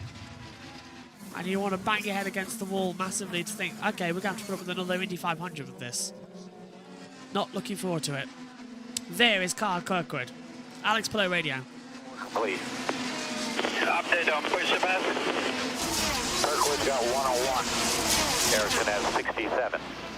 Not anymore. Kirkwood now at 70. Palou 151 seconds. That is going to be a big factor down the stretch. It's going to be meaningful, but he's got to get there. It's not useful to him if Kirkwood's 3 cars in front, so there is a balance to be struck here, and it's going to be interesting to see what happens here. You've got Palou behind his teammate Dixon. Dixon doesn't need to do him any favors at this point of the race. Scott's out there trying to get himself some armor. Palou looking awfully loose through the first left-hander of that chicane. It's a couple times now the back end of his race car has been wagging. Yeah, he's sort of the sole driver on the hards in a sea of softs, trying to do what he can. Again, we're still kind of establishing which teams, which drivers like which compound better. Traditionally, this guy here... Doesn't matter, does it? Well, it doesn't matter, but he can usually make the hards work better than anyone else. Yep. As you hear the call from Barry Wanzer, the 10 car stuck in traffic, he's going to try to pit now and come out in clean air. If he comes out in clean air and he's got that push to pass advantage, look for Alex Palou to be laying down laps faster than anybody this race. That could make the difference. And now, if you're Andretti, if you're Kyle Kirkwood's crew, what do you decide? Do you... Yeah, because into the pit lane now comes Alex Palou as Kyle Kirkwood sends it up the inside for an overtake on Dennis Hauger into turn 1. Kirkwood moves to 7th. Palou is down pit road. Tyres waiting for the 10 of Alex Palou. The goal clearly being here, getting some clear track and just rattle off as many quick lap times as he can. The call really qualifying laps as quickly as possible. It's just a classic 10-car stop. Beautiful stuff from the 10 crew. He will be out in clean air. How long will Kirkwood's tyres last for him? He is on the soft tyre out there on track. He has made another position up to 7th now, having passed Dennis Hauger. Ferrucci next on the list for Kyle Kirkwood. There he is in the navy and gold car. Right on board with him. There it is. And the call from Brian Herta. Wow, Herta calling in Kirkwood. So he's going to try and cover off Palou this time by Kirkwood pits. So does Marcus Ericsson. The 2 Andretti's, 27 and 28 coming in. And no sign yet of Will Power coming in the other one. But into the pit lane does come now, the 27. As we come up to half distance, this is critical. To be perfect, it has to be clinical for the Andretti crew on the 27. Jack is waiting once again, Jack. I am, Will. It feels like the action is just non-stop right now. We love to see it. Obviously, the 27 of Kyle Kirkwood have just decided to cover the 10 of Alex Palou. This is the championship battle. It's early in the season. We already know it. Everything is going to revolve around beating Alex Palou, and there has been an issue on the stop. Front right, not gone on. It was not clinical. It was nothing but for the 27. He's lost 8 seconds on that stop, and Palou will scream by. Time this season. As there Alex he goes. Palou easily cruises by Kirkwood in the pit lane. He's actually going to come out behind Ericsson, his teammate, Kirkwood's teammate, but these teams, they're beating themselves as much as Alex Palou is beating the field. Good. These race teams, time and time again, are beating themselves on the track, on strategy, on pit lane. Don't forget what happened in Arlington. Issues for Kyle Kirkwood. He still won the race. That's true. Kirkwood fought back in Arlington from a very difficult position and took the victory. Lap 41 of 85. We are approaching half distance here in the Indianapolis Grand Prix, sponsored by Sonsio. Let's check in with Tom Gamble from Sky. Hands up, who was screaming at the TV there as Carl Kirkwood was in pit lane, and Hinch has summed it up perfectly. They're beating themselves as we see Alex Palou now trying to put a move on Marcus Ericsson. He's got him. He's got him. Nicely done. Just that. Both on the softer red sidewall tyre. Interestingly as well, Kirkwood going for the used red. So he's gone red. So it's not clear-cut in terms of this being a black race. So there are various different strategies going on up and down pit lane. Palou and Kirkwood can definitely do it on one more stop with a bit of fuel save. But in terms of tyre strategy, interesting from Kirkwood there and Andretti, but they will be kicking themselves. Another pit stop goes awry, and how many times have we seen that? And benefit as well, the 10 crew. Palou, Chip Ganassi, Barry Wanzer, everyone that goes over the wall, they just execute every single time. That's what makes them so strong, and you're going to have to be perfect to beat them as we go on board with Kirkwood, who's got his knees and elbows out there. He's going to be spitting feathers, so frustrated as another Chip Ganassi car hits pit road. This time it is Scott Dixon. Move going further back as well. McLeod's making way. That's Pato O'Ward getting ahead of Kiffin Simpson. Passed by Pato O'Ward. So O'Ward now up to 11th, Simpson down to 12th. But, dare I say it, David Malukas still leads out front. He's got a lead of 1.5 seconds. Can today be the day that David Malukas finds himself in victory lane? Lots of ifs and buts, only halfway through. But that is something to savour if you're an IndyCar fan. There would not be a more popular winner today than David Malukas. Such an amazing guy, and he goes about his racing in a wonderful manner, and he deserves all the success as, again, on board with Carl Kirkwood. This time he's passing Mick Schumacher. Mick Schumacher being in the news this week, talking about a wrist injury that he sustained at St. Petersburg. It was wretched at Phoenix, really struggled through that weekend, but he's been driving injured. It's not quite right, no power steering on these cars. He's going to have surgery on that wrist at some stage, and it is hampering it. He's 20th at the moment.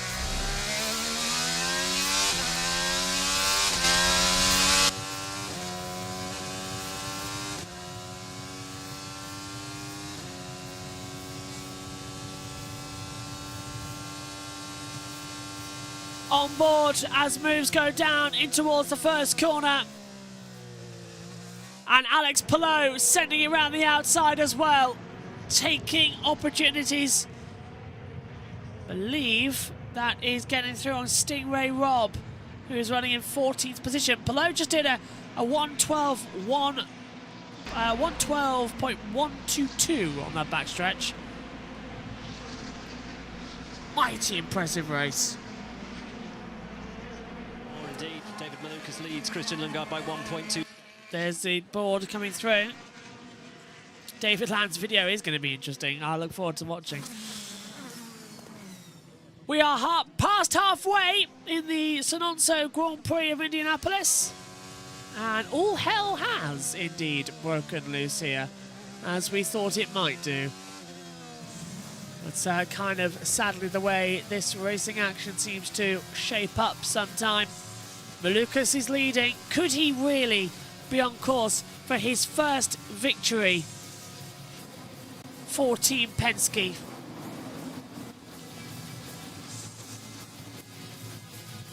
As they come down in towards turn 1 and 2, we're riding on board with the Andretti. Let's see, is that called Marcus Ericsson? No idea who and what is happening right now without TV pictures. International viewers getting the short end of the stick here. It's been a crazy first race on this board.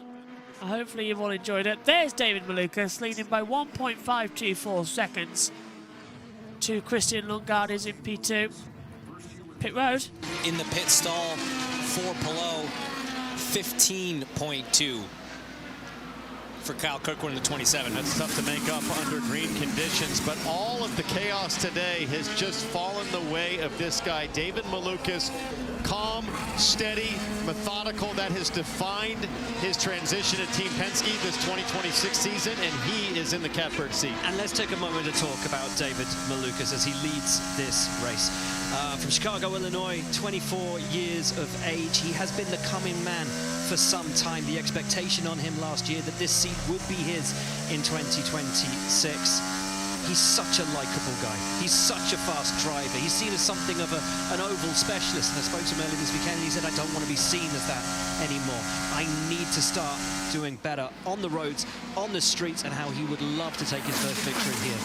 It'd be so fitting, wouldn't it, to get that first victory on this type of racing track. But you got to look just about 1.7 seconds down the road. There's another driver that knows how to get it done around here, and it's quite the inverse. He's known for this type of racetrack, maybe not quite as efficient and successful on the ovals. That's Christian Lundgaard. Yep, Christian Lundgaard started first back in 2023. He's had a fourth, a third, and then unfortunately 14th and 16th last year was not his cup of tea. But Lundgaard's been going well here since 2021. And that racing action, as we're seeing a lot of cloud cover now coming over the circuit, actually. That was slightly onto it. Who did I commentate as curse? Who you on about? Who have I said something about? Anyway, Ray Hall in, Newgarden in. Let's come into it. Are we talking about Lundgaard in P2 or are we talking about Malukas? It's Malukas, isn't it? You don't want me to commentate curse him. Okay, I won't talk anymore. Ray Hall and Newgarden diving in. Foster's up in third place now, actually, as well. Remarkable strategy. JT's got some news. He's showing me an operator now with the yellow flag. So that's Aaron Likens displaying the single yellow flag on the board. So he's still showing a double yellow. Pit road coming in with Graham Rahal.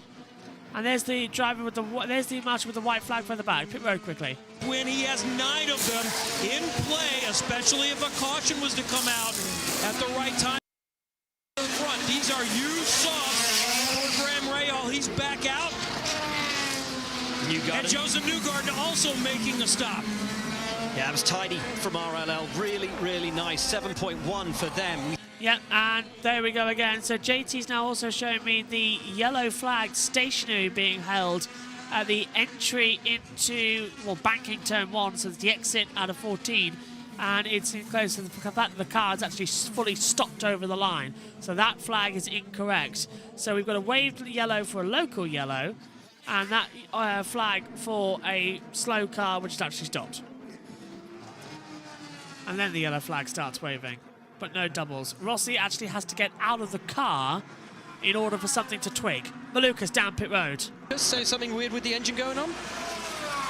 No. That didn't. Yes, we understand that was radio from the 12. Let's watch Team Penske. Do they spend any time looking at the powertrain, Jack?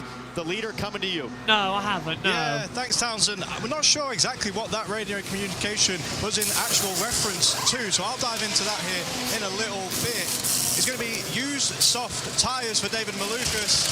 Not the very cleanest stop from the 12, but he has handled today absolutely beautifully. Second stop for Malukas reporting that the engine felt weird, but he's fine at exit pit lane. Next time round to keep him well within that battle. Whereabouts is Graham Rahal? There he is. Malukas will clear Gets that way ahead. with ease on exit. So Malukas will clear him out of pit lane. That's something coming into it. I don't know if JT is just listening to the Alexander Rossi interview or he wanted me to listen to it, but either way, into the pit lane now, very cheekily into the pits actually coming through, is Pato O'Ward. He's been having a day and a half, hasn't he? He's going to pit road. He can just do a standard 7-second stop. He will have an absolute chance to blend with Malukas and race. This is not the last stop, but it might be the most critical. This is Rasmussen. Might determine the race. Shell 100% renewable fuel coming for Christian Lundgaard. He's got used softs, the red sidewall, coming in and hitting the box. They need to nail one. They had a little bit of a bobble that might have cost them a chance to fight for a win at Barber Motorsports Park. How is this one going to go? Tires are done. Fuel is done. It's good. Now let's watch the 12 race. It's good. Where is David Malukas as Lundgaard will exit pit lane? We're watching Pado. He'll go through. Power takes the lead. But is David Malukas going to get out ahead at pit road? I think he is.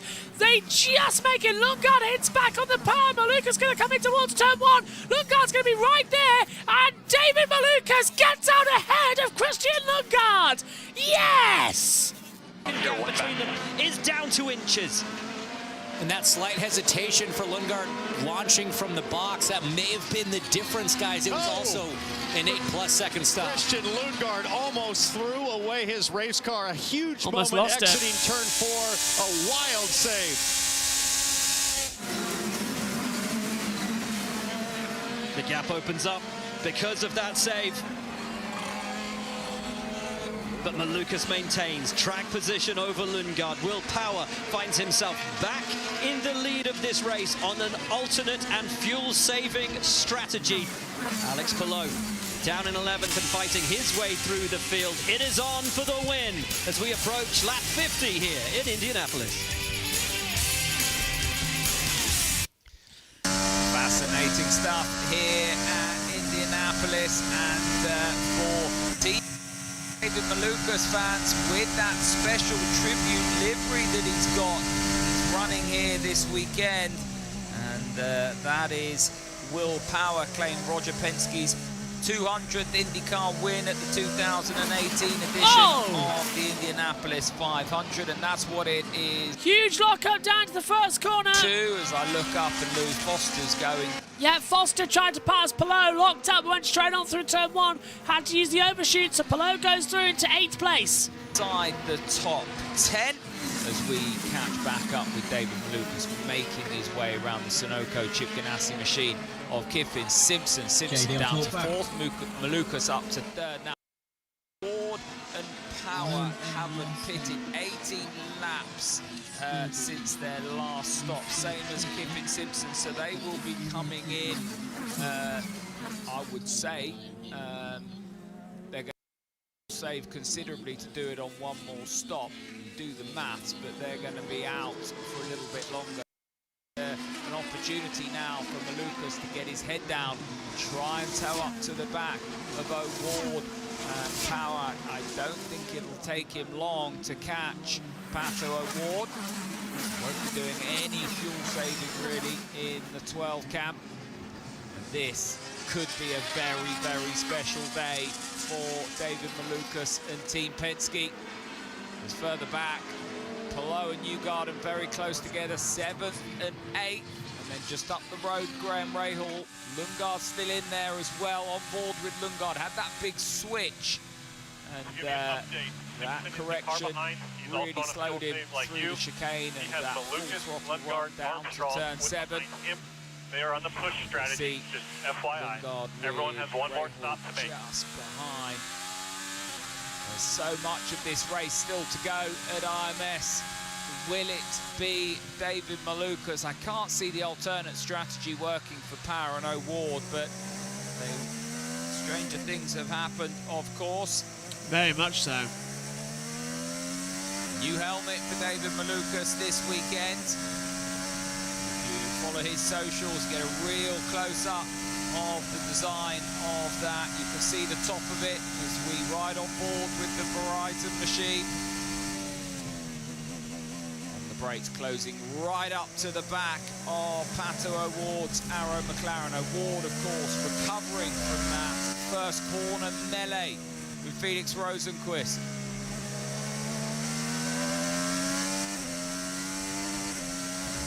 You're back with us on lap 52 out of 85. 34 laps to go.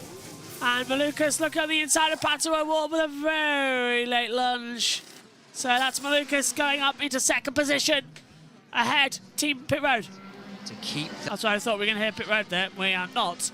as things currently stand.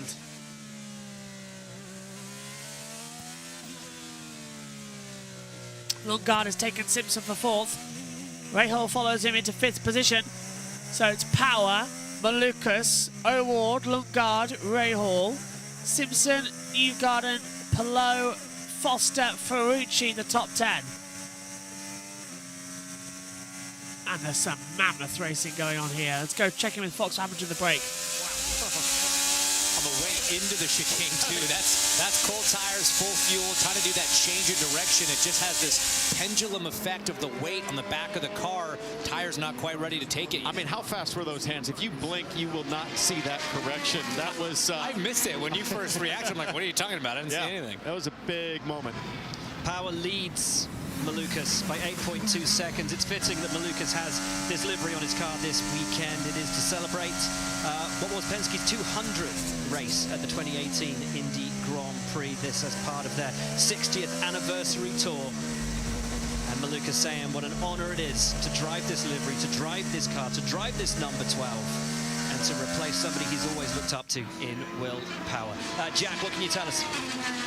Well, we heard a little bit of radio communication from David right as he stopped, saying he was having some issue with the engine. I caught up with his strategist, Travis Law, and they said that nothing was actually showing up on data or telemetry, but obviously since that radio communication, they're going to be keeping an extra close eye on it. Kevin.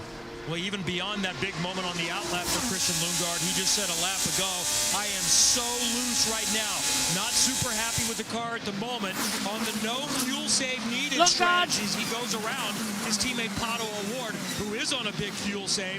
Effectively, Lundgaard is second, now up to 3rd overall in the race. Yeah, you're not going to get any arguments here from Pato O'Ward. Yep. Yeah, Lundgaard made the moves on the inside line, so he's now making up a couple of positions as well. Rahal gets past as well. O'Ward for 4th position as he dives through on the inside line. That's very nicely done. And O'Ward's just not bothering to stop anybody there. It's not just literally after you go through, don't make any attack or defensive maneuvers. So Power leading, Malukas in 2nd, but Malukas has the net lead of this race as things currently stand, as far as we make sense of it. This is a fantastic little battle. Power's improving exponentially, is the word I'm trying to look for out there. As I'm just looking on his onboard camera now as well. The telemetry is unbelievable with what we've got out there. Quite a lot of the drivers have cameras on at the moment who are in the top of this field right now.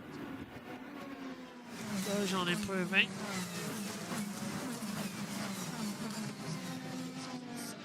Again, this race is all going to come down to who's got the fastest lap time since. Power, 24 laps since he last stopped. Malukas, 7 laps. Lundgaard, 6. Pato O'Ward, 23 laps. Simpson, 24. Hauger and Dixon, 12, 13. Ericsson, 15.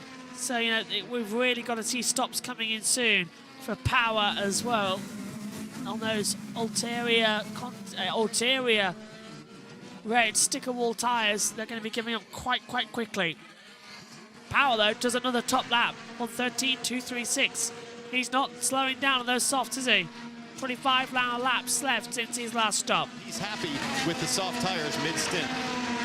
That's Power. Got a drive from him up to 7th as it stands. Here's below. But it's Power who leads. Malukas 2nd. It's the battle between Malukas, Lundgaard and Rahal. That is the battle for the win. You know what, folks? Why don't you go inside the mind of our dear friend, Mr. James Hinchcliffe, by checking out Driver's Eye. 6-time INDYCAR winner brings you inside the mind of a racer while breaking down the nuts and bolts of the sport for fans. Scan the QR code or visit foxsports.com. I've been standing next to this guy for the last several years. I feel like I've been inside the mind, and it's a strange place. It's an interesting place. It's lots to learn. Not useful. No, there's a lot to learn. There's a lot in there, though. There's a lot in there. And a lot coming up with, obviously, the 500 just around the corner, qualifying, bus lot pranks, all sorts of fun stuff coming up in the column. And a lot of fun stuff still to happen on track here. 19 laps remain. This is not over. Not by a long shot. Power leads. Malukas 2nd. So much to look forward to in this race still. 30 laps, 29 now remaining. We're watching as Alex Palou tries to make his way back to the front and be victorious at the Grand Prix of Indianapolis. It's a big ask, but do you know what? It is doable. It is doable, as we see on the back. Let's check in with Tom Gamer. Will Power chasing down the Andretti Global driver, and then of course behind him he's got Christian Lundgaard. He's got a pretty good advantage over Lundgaard at the moment. They're all on that red tyre, so historically speaking, coming into this weekend, it's been a black race, a primary race, but they're all fancying the used alternate. And I said there are a few question marks at the top of the coverage because we didn't have any warm-up, and what was happening with the engineers and the drivers in those discussions is they just didn't know, so they've stuck on this used red tyre and they're pretty comfortable with that. They think that's a better tyre than the black sidewalled machine, as we see Joseph Newgarden and Pato O'Ward fighting it out there. 25 laps since Pato O'Ward stopped. He's going to owe us a pit stop very, very soon. Just needs to get to around lap 60 or so, and that's going to be a monster stint. He's got to be fuel saving. It's not enough, so that's going to be too big a window. I think it's going to be a monster fuel save for Pato O'Ward should they be able to do this now on the final stint. It will be 27 laps right at the end of what is possible. We know that the Chevrolet is not quite as good as the Honda in terms of its mileage, so that is a challenge for Pato O'Ward now. So he'll be saving a lot to get to the end. All eyes on the Arrow McLaren crew. There is Joseph Newgarden. He was the car that Pato O'Ward was having a bit of a battle with. Alex Palou, it is behind Pato. Leaves pit lane. Kiffin Simpson in the fast lane. How many laps has Palou been out now? 19 laps, so Palou's comfortable. He can get it done. As Will Power, the race leader, comes into pit lane as a big lockup. You could just see how much... Well, finally into the pit lane comes Will Power. David Malukas will take over at the front of the field then finally. It's been a bit of a wild start for him, but it kind of now does make sense. As you can see with our new timing tower board as well for this weekend, the actual cars on the side. So Power takes the stop. A little bit longer on the front right. Had to go twice on the attack. A lot of fuel, and away he goes. And I know we said it at the start of the race, sometimes charging hard isn't always passing cars. It's being disciplined to hit the fuel number. Will Power did that excellently. Thanks, Jack. Just quickly, by the way, N3 race car, what happened was he got caught out by the caution in just an alternative strategy, and he's locked up, coming out. Power locks up and goes over the pit exit line. He'll get a penalty for that. Just going a bit too deep on the brakes, and that will be a penalty coming from race control. No doubt about it now. That realm. Well, as we look at Will Power, who was in the lead and had started last, we're going to take a look at the Power Performance sponsored by Harbour Freight. The biggest movers, the biggest positions gained. Dennis Hauger up 16, Will Power currently up 10. Although a moment ago he was up 24 places. Santino Ferrucci up 8, Renus up 7, Joseph up 6. Those are your Harbour Freight Power Performance drivers for this race, and I wouldn't be surprised to see Will Power finish a little higher than So James, just going back to that lockup, the rule. Drive through, take it now. Drive through for Power, take it now. Drive through. White line that separates the racetrack from pit lane right here. Double lockup for Power at exit. He's been given a drive through, take it now. Yep, you go over that line, you get a penalty. No ifs, no buts, do not stop, do not pass go, do not collect 200 points. He has got that penalty. So on board now with David Malukas, and it's looking rather strong for him actually there. Very strong on the front. We're watching now as David Malukas with a 1.5 second advantage at the front of the field. Fifth lead change of the race as Malukas takes over. Malukas holds the lead in that number 12 Team Penske Chevrolet with 25 laps to go. Third round of pit stops is well underway though. Lundgaard in the number 7 Aaron McLaren running second. He's about 7. Actually now he's 1.5 seconds back. So it's still coming down quite quickly here.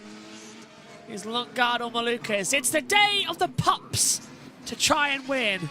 McLaren jumped Malukas. Malukas now racing for Penske. And is he going to claim his first Penske win here at their home circuit? It's all to play for. 25 laps to go at the Brickyard.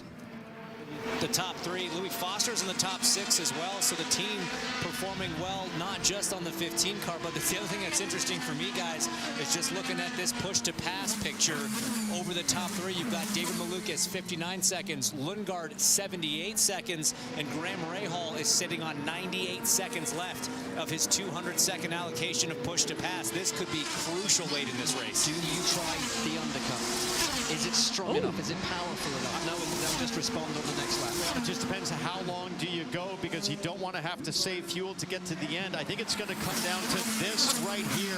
Firestone pit stop performance standings. You see Dixon the best, but look at Graham Rahal, 3rd overall, and you do not see David Malukas' car or Christian Lundgaard's car populate in that top 5. David Malukas has never won a race in IndyCar. Christian Lundgaard is yet to win a race for his new team at McLaren. It would mean the world to both. No. Malukas has yet to win a race for his new team at Penske. Lundgaard's yet to win a race for his debut at McLaren. Huge recovery. So Alex Palou over to P5, got screwed over by the caution earlier on, but now he's fighting back. He's closing in on Newgarden. Still trying to find some opening gambits. But come on, now Malukas in that number 12 Penske. It's a match made in heaven, isn't it? He is going fantastic at the moment. There'll be another stop coming. Palou boxes now. So does Marcus Ericsson and Nolan Siegel. So the critical pit stops are starting to happen here at the Brickyard. This is the moment they all switch over. 63 of 85 left in this race. Lundgaard is closing down on Malukas by 1.3 seconds. The tension rises. Are we going to see anything from Palou in the pits from our colleagues? Yes, we are. Pit road. IndyCar win here at the Indy Road course. Jack is standing by for our championship leader, Alex Palou. Dropping down the order. He is, Will, but he did pit from 5th. I caught up with Barry Wanzer and said, although that was a bit of confusion with the yellow flags, etc., you have recovered so well. And he said, yeah, but we're not satisfied with 5th. If we've got more on the table, we're going to go after it. I think David Malukas needs to pit this lap because Alex Palou has put them in the danger zone. That means if a caution were to come right now, the pits would be closed. Malukas and Lundgaard would be trapped, and Alex Palou would go right to the lead. So let's see if they... Yeah, there's a trap going on right now. That is just waiting to be sprung. Is that going to be the case? Newgarden boxes, Hauger boxes, Kirkwood boxes. Is that going to be the same for everyone, though, coming into pit road soon? No, Malukas doesn't come in. Malukas stays out there on the circuit. He doesn't want a box just yet. Who is down there, though, at the moment, coming in? Newgarden, Hauger, Kirkwood, VK, Ericsson, all down. A massive gamble. Was that some sort of a code? Meanwhile, we'll watch Newgarden come in. What's the tire choice? It is the new set of softs for the final stop. Newgarden, Team Penske away with a good one. Guys, I don't get it. Why would you wait this long? There's 20 laps left in this race. The next time they come by, they are just so exposed on risk here. James, what's your theory? And they're racing for the win, and right now Lundgaard is doing such a good job closing that gap down. I think they want to keep eating away at that advantage to David Malukas. I think the 12 has to blink first. Lundgaard told me before this race this afternoon, I've no idea how I was so fast at Barber. The car just came alive on a road circuit. It's doing the same again today. He's cutting that gap back to Malukas, who stays out. The gap drops down. It's 8/10 of a second now. It was 9. Lundgaard is on the prowl and coming for David Malukas. I understand why the 7 hasn't pit. I'm starting to question why the 12 hasn't pit yet, because they're exposed and they're losing ground to Lundgaard right now. This is starting to fall into the hands of the McLaren driver. What tires will they select for the end of this thing? And remember, crucially, Malukas and the 12 team made a decision in Q3 in the Firestone Fast 6 to not use a new set of softs so they could have an extra new set for right now. So Malukas throw down a wicked fast outlap. Trying to work out then at the moment who's going to box when is difficult. It's getting close and it's getting interesting at the moment. It's such a bizarre push.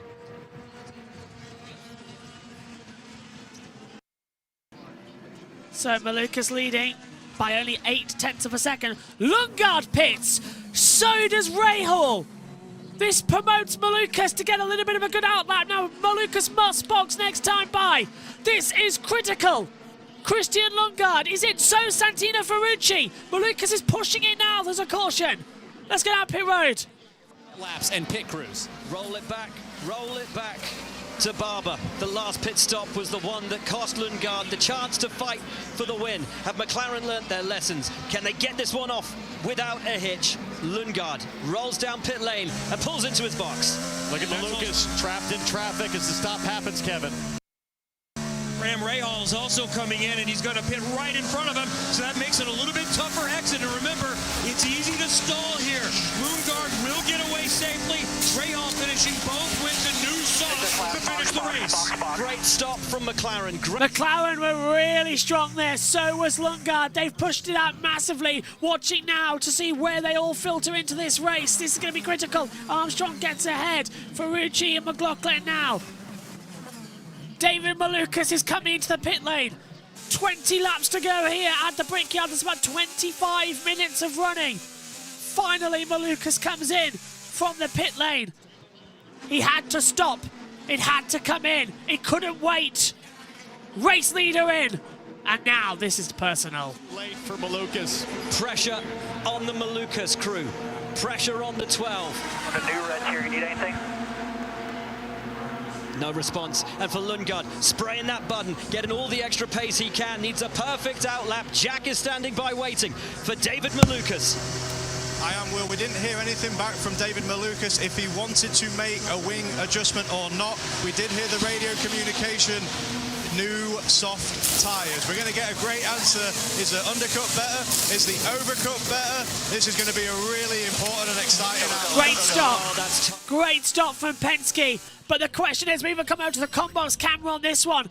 This is a race-defining moment. Has Lundgaard managed to close up the gap? There is Lundgaard down towards turn 1. Malukas coming into the stop now. He enters turn 1. Malukas gets out comfortably ahead. And he is really in control. 2.053 seconds. Malukas has done a brilliant setup. What a run now for Malukas. But can Lundgaard, with 1.3 seconds back, close it down? It's not over yet, folks. This race is very much on. 29 for Malukas, 53 for Lundgaard. He's got that one lap of heat in his tires. Malukas being held up by the DCR car in front of him.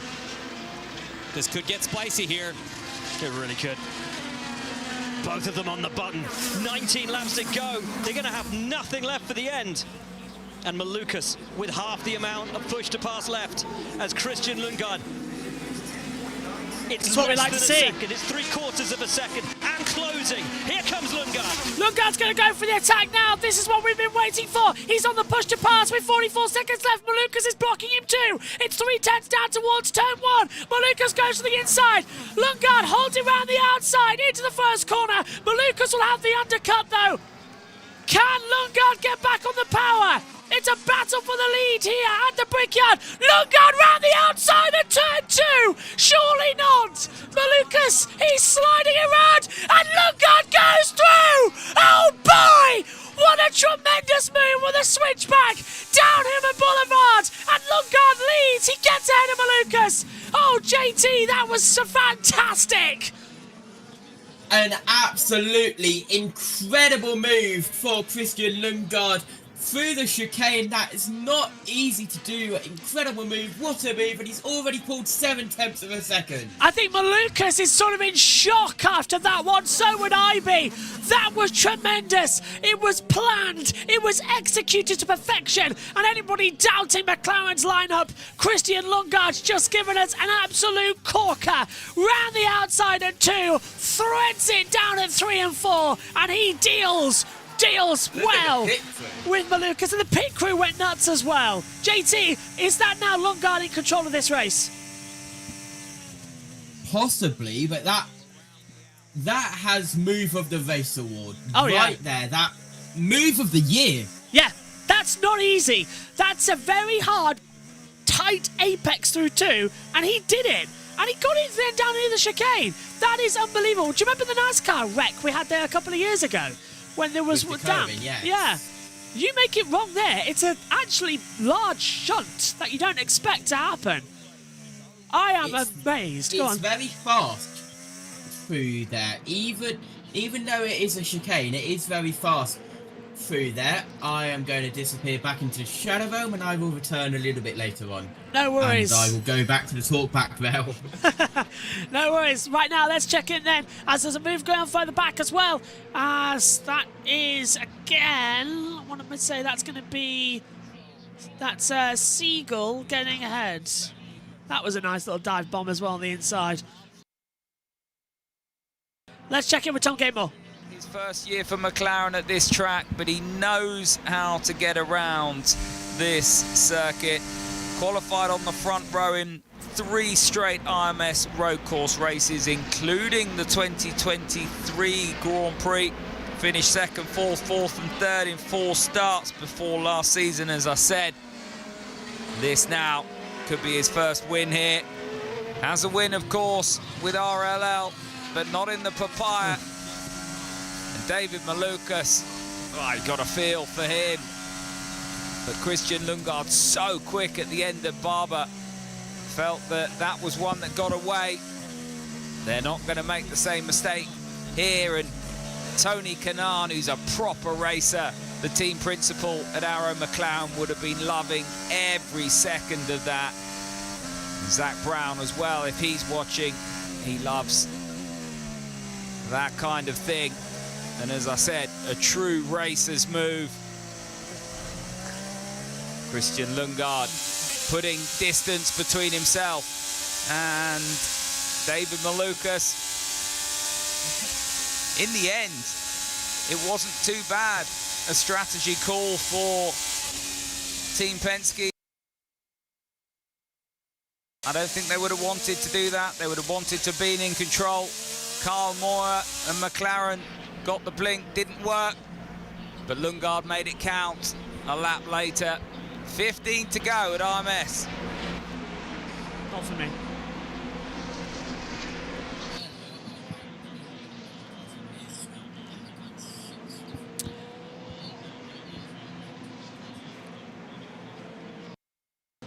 "15 laps to go, anything can happen," and it usually does at the Sonsio Grand Prix of Indianapolis. We are standing by to wrap this one up. Christian Lundgaard, move of the season, around the outside of Malukas, and takes it absolutely brilliantly. I love how the AI transcript for this race via a catch-up I said Lundgaard inherits the lead as Malukas pits. Not that he does a brilliant move around the outside and went wheel to wheel with him. No, it makes it sound like Malukas stopped. I'm just going to take a screenshot of that and tweet it later on, because that's definitely not what happened. Lundgaard radio. Well, I got good news for you, pal. It's looking pretty good. 14 laps to go, 28 seconds of push to pass compared to Malukas with just 4. So Malukas, he's already going to be potentially under threat from Graham Rahal, who's got 84 seconds of push to pass. But Kev, our leader, is on cruise control right now.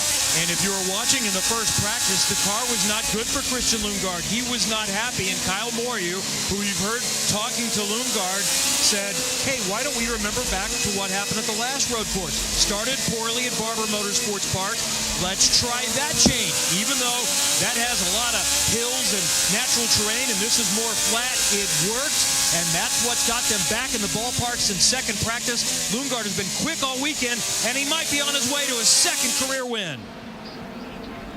A second career win. It has been 46 races since Christian Lundgaard's so far one and only win in INDYCAR 2023 in Toronto. What a drive he's had today. How well he's driven this season when you think about it.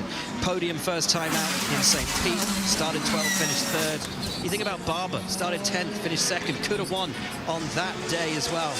And today he's had to fight for this. There's a long way to go. But what a drive already for Christian Lundgaard, and how well has he established himself at this team, at McLaren? Well, at this track, when he showed up for the first time, he shocked everybody by making the Firestone Fast 6 straight out of Europe, shows up mid-season. How about another driver straight out of Europe having a career best day as a rookie? Mick Schumacher running solidly in 12th. He's already finished his final pit stop. That is a great day for the Schumacher name that has had so much success here in Indianapolis. Let's hear from his teammate, Graham Rahal. At current pace, you should catch Malukas with about 3 to go, and he's got 4 on the button. 4 on the button for Malukas. There is Graham Rahal's radio messages. Lundgaard in the lead as we come into it.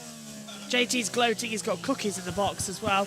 We're just trying to wait for the end of the INDYCAR, for the NASCAR broadcast. So as we take in, let's check in with Tom Gaymore whilst we do the two. Tom. Well, I said it earlier on, Graham Rahal just loves it around this place. He has 3 podium finishes here, and in 17 starts, 15 times he's finished in the top 10. He's hunting down David Malukas, whose Little Dave nickname is going to stick, I think, for a little bit longer, because he's been dusted up royally by Christian Lundgaard, whose racecraft in close quarters is second to none. There's not many people that can duke it out with Christian Lundgaard, and now we're looking at, I think that's Marcus Armstrong. Yes, it is. Pato Ward getting past for 16th.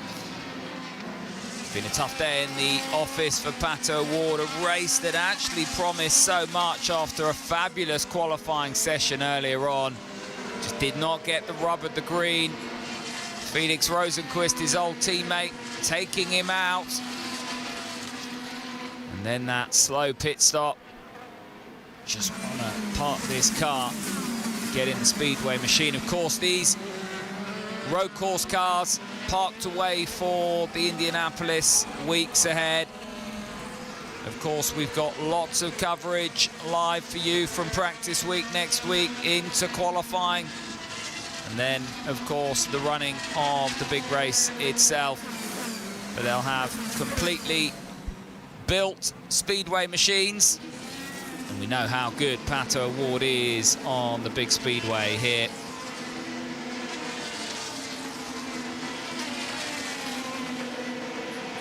Back with us here at the Brickyard with 11 laps to go.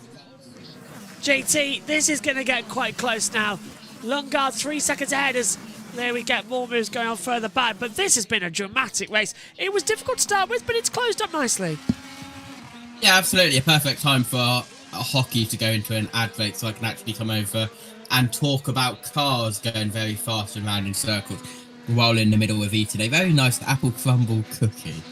As through not jealous, the chicane and down the back straight, and now heading down the front straight. That looks like a slowish car, but that's just how it looks from the air. It was slightly slow, wasn't it, coming through? For the first time today, OBS is closed on my laptop. Literally, that's it. Oh. It's streamed all day. I'm very impressed with this MacBook coming into it. But yeah, it's been a long day. Is NASCAR done then? NASCAR is done. Hello to everybody who's tuned Nice. in from our coverage over there. That's a positive sign, JT. We might be out of here before midnight for the Cup Series tomorrow. Hopefully. Yeah, that's a positive, especially with Monday being our only rest day before going into the Indy 500 coverage. 10 laps remain. Who do you think then? It's got to be Lundgaard, isn't it? I'm disappointed actually because I think Malukas deserved it, but Lundgaard's move pushed it off completely. If Lundgaard wins this, it'll go down in the books of one of the greatest moves. 100% agree with you.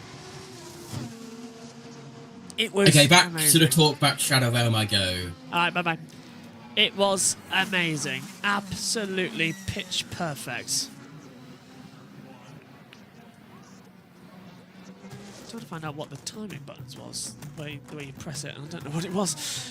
Let's go through the race then with Fox quickly. Update May 22nd and Oh, they're talking about the before dates. May 24th, the 110th running of the Indy 500 live on Fox. So you said though 9 laps ago, Christian Lundgaard leads David Malukas 3.2 seconds the gap. Graham Rahal is third and pulling that gap back. Newgarden's fourth, and guys, how about this? Alex Palou fifth, Scott Dixon sixth. Scott Dixon could have been out at turn 1. Alex Palou was left at the back of the field after the pit lane being closed during a full course yellow, and yet they're both 5th and 6th. Astonishing. Such a Scott Dixon day. Every time he's in a position like that, they go off strategy. He does Dixon things behind the wheel. Kev, they're just so good at bouncing back. And here's what's even more remarkable. This car is not all the way right. After that contact early, he said the steering wheel is straightish. It's a little bit, I think it was left hand down, they said, but he still soldiered through, and he's going to get a pretty decent result, Georgia. Kev, I wanted to make mention of Dennis Hauger. Started 24th today, up to that 8th position. If it ended right now, he'd be the highest finishing rookie and definitely carrying momentum over into the month of May. This would also be his best finish of the year compared to 10th in St. Pete. So all good things from the Dale Coyne Racing crew. 16 places. Thanks very much down there to Georgia and to Kevin. Hollywood Harvey, of course, will end up back in the car on Tuesday as he'll swap the microphone for a race seat in the 110th running of the Indianapolis 500. Meantime, this is looking very strong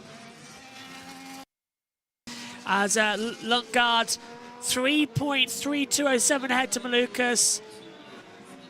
Then it's Rahal, Newgarden, Palou, top 5. Palou being top 5 after getting messed up by that early caution was very, very critical stuff.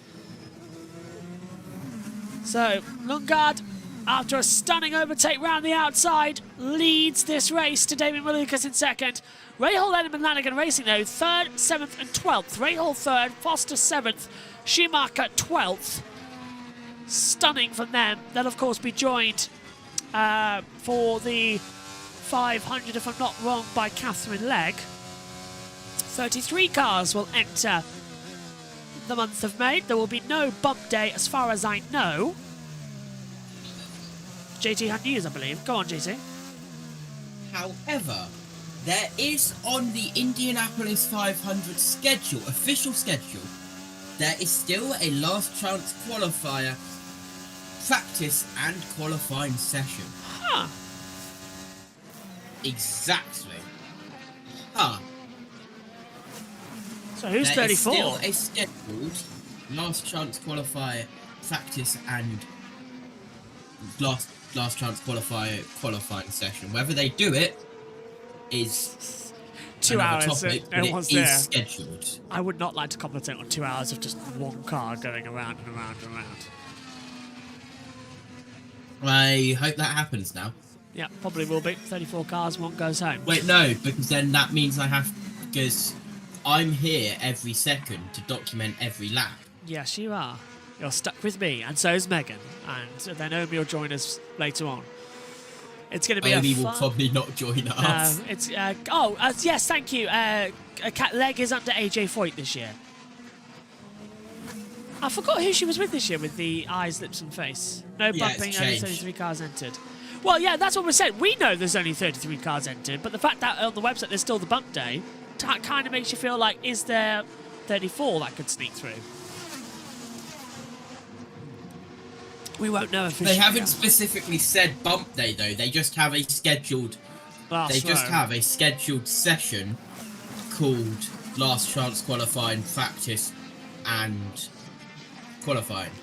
I hope they don't do what they did last year when they call it the last row qualifying to determine who runs 30th, They might 31st, they 32nd. might do that. Yeah, that's just milking it a bit too much. This hockey game has been going on this whole time while I've been chatting, but at the moment it's okay. Yeah, just want to confirm, we know there's only 33 cars. We commentated on the open test, but the fact is that the schedule says that there's still a session. We kind of go, oh, I wonder if we might get a 34th car coming in. What is happening on my screen right now? There's a bright light there coming from over a saturated camera. Either way, our coverage of the Indy 500 is going to be every day for about 2 weeks. And also, we're going to have the Grid Tonight shows coming up. That's going to be fun at the end of it. Are those daily now? We are still working it out. But somebody else needs to host the last 30 minutes unless we can do it jointly. I'm not too sure yet. 5 to go at the moment. Pit road, Jack. Job, let's say. We wish you nothing but the very best of luck, Hollywood. Thanks, guys. Have a great time, man. Have a great time. And let's not forget that Jack Harvey turned the fastest no-toe lap. That means no draft, pure speed. Jack Harvey the quickest at the two-day open test here in April. I think Jack Harvey has his best chance to win the Indy 500 this month. His race team is ready to go. Because M3 Race Car says, I'm very excited to listen to your Indy coverage while I do terrifying things to my race car. Never timed anything, and I'm starting with never with a 25-year-old inheritance and what, interference engine? What? Jeez, M3 Race Car, be careful. I need to get a JT's back on top, man. I need to get a thing coming through. Eyes, lips, and face. The elf. I know, it's the ELF. Eyes, lips, and face car. The elf. As they come into it, eyes, lip faster, eyes, lip fuel. Yeah, it could be something.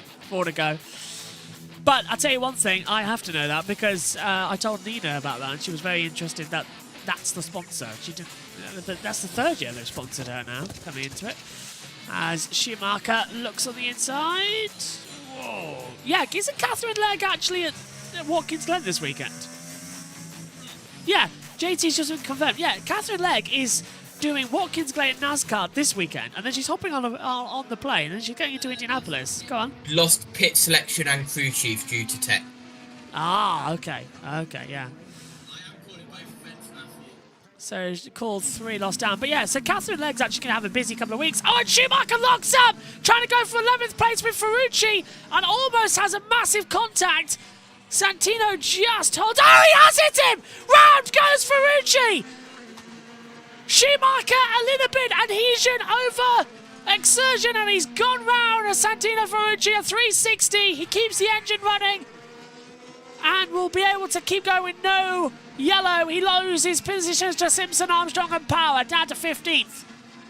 That is a frustrating. What on earth was going through Mick's mind there? Almost lost him once, so he thought, oh no, I'll just run into him again. That was a complete punt. Ow. JT, that was a complete punt there for Mick, wasn't it? That was just completely running into the back of him.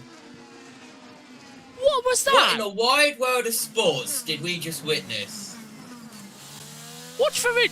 It's not often I defend Santino Ferrucci here, but Ferrucci was just driving, and he nearly got hit by Schumacher once, and then he definitely got hit by Schumacher twice.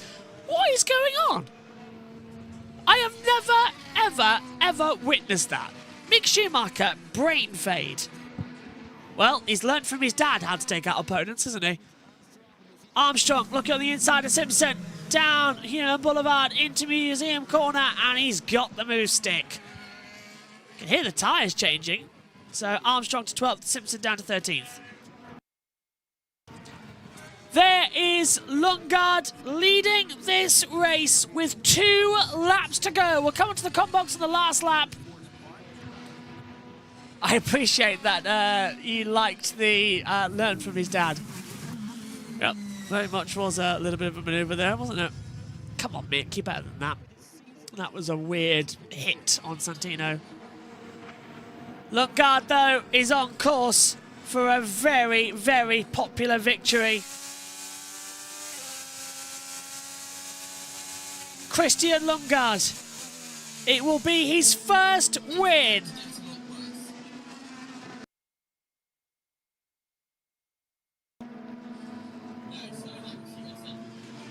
So, in his career, as the white flag enters the air, this is the final lap here at the Brickyard for the Sonsio Grand Prix. Drive-through penalty for Mick Schumacher for avoidable contact. 75 starts in the NTT INDYCAR Series for Christian Lundgaard. 1 win before, 11 podiums, 35 top 10s. Average finish 11.41, average start 12.95, 15 top 5s, 3 poles. But this is going to be something. It'll be his first win with McLaren, and it will be a deserving win. Lundgaard will finish in 2nd position. He's cruising out onto the banking. He's taking it all in. He's 4.6 seconds clear to Malukas, who's also clear to Rahal. The month of May begins here at the Brickyard, and it's McLaren, number 7, who will be number 1. Christian Lundgaard wins the Grand Prix of Indianapolis to kick off the month of May. That is a superb drive. And finally, that number 7 McLaren team have reason to celebrate. An outside manoeuvre in sheer brilliance. Lundgaard wins at Indianapolis. Malukas is 2nd, and Graham Rahal finishes in 3rd place. A stellar result. Newgarden 4th, Palou 5th, Dixon 6th, Foster, Hauger, Kirkwood and Siegel. What an amazing race.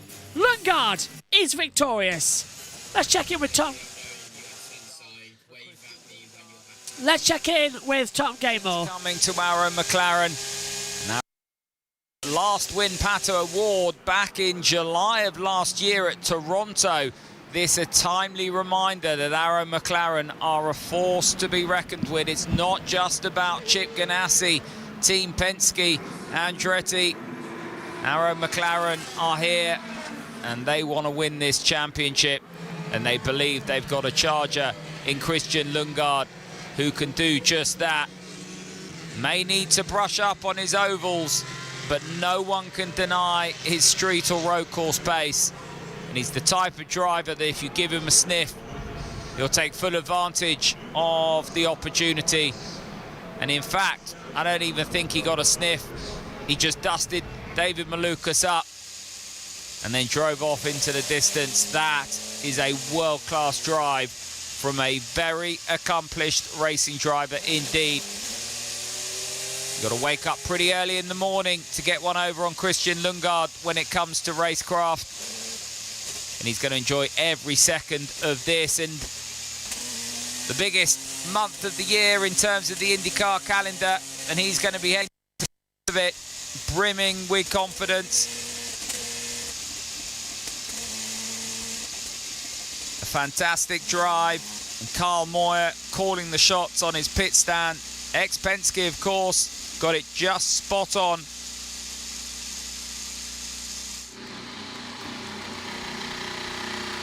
It's a pretty iconic podium here at IMS. And that car will go up onto the elevator that takes it up, or will it?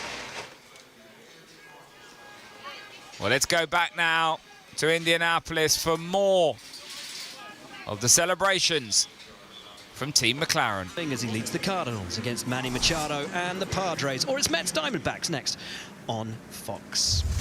This, though, the Pennzoil moment of the race, and it was that gutsy move around the outside at the right-hander, keeping it stuck in for the left-right at the chicane. Malukas giving just enough space but Lundgaard not to be denied. And ultimately the move that handed him his first victory for McLaren, and a deserving one. It's been coming for some time. Could have fought for it earlier this season at Barber. Has looked so racy ever since he joined this McLaren team.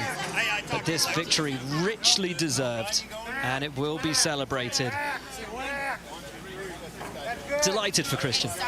He's a great guy, brilliant racer, and moving to McLaren, there's a lot of pressure that comes along with this seat and this ride, given that McLaren's expectations and their desires are one thing and one thing alone, which is the championship. Although Christian Lundgaard would be the first to tell you, I still am figuring out the ovals, James. I have to wonder how much does this success here at Indianapolis inspire him to dig maybe just a little bit deeper later this month, maybe take a little more risk on the most intimidating racetrack in the world and try to win the Indy 500. Yeah, I mean, it's got to inspire him a little bit, I think, and it also is going to give the team an entirely different level of confidence in his ability, the same way that this weekend Pato had to lean on him and his setup to get the car a little bit better. He needs to be comfortable doing the same thing going into the 500, because obviously Pato's track record there is exemplary. You talk about momentum. Could this be momentum not just for an individual but for the team? Ryan Hunter-Reay on board for the 500.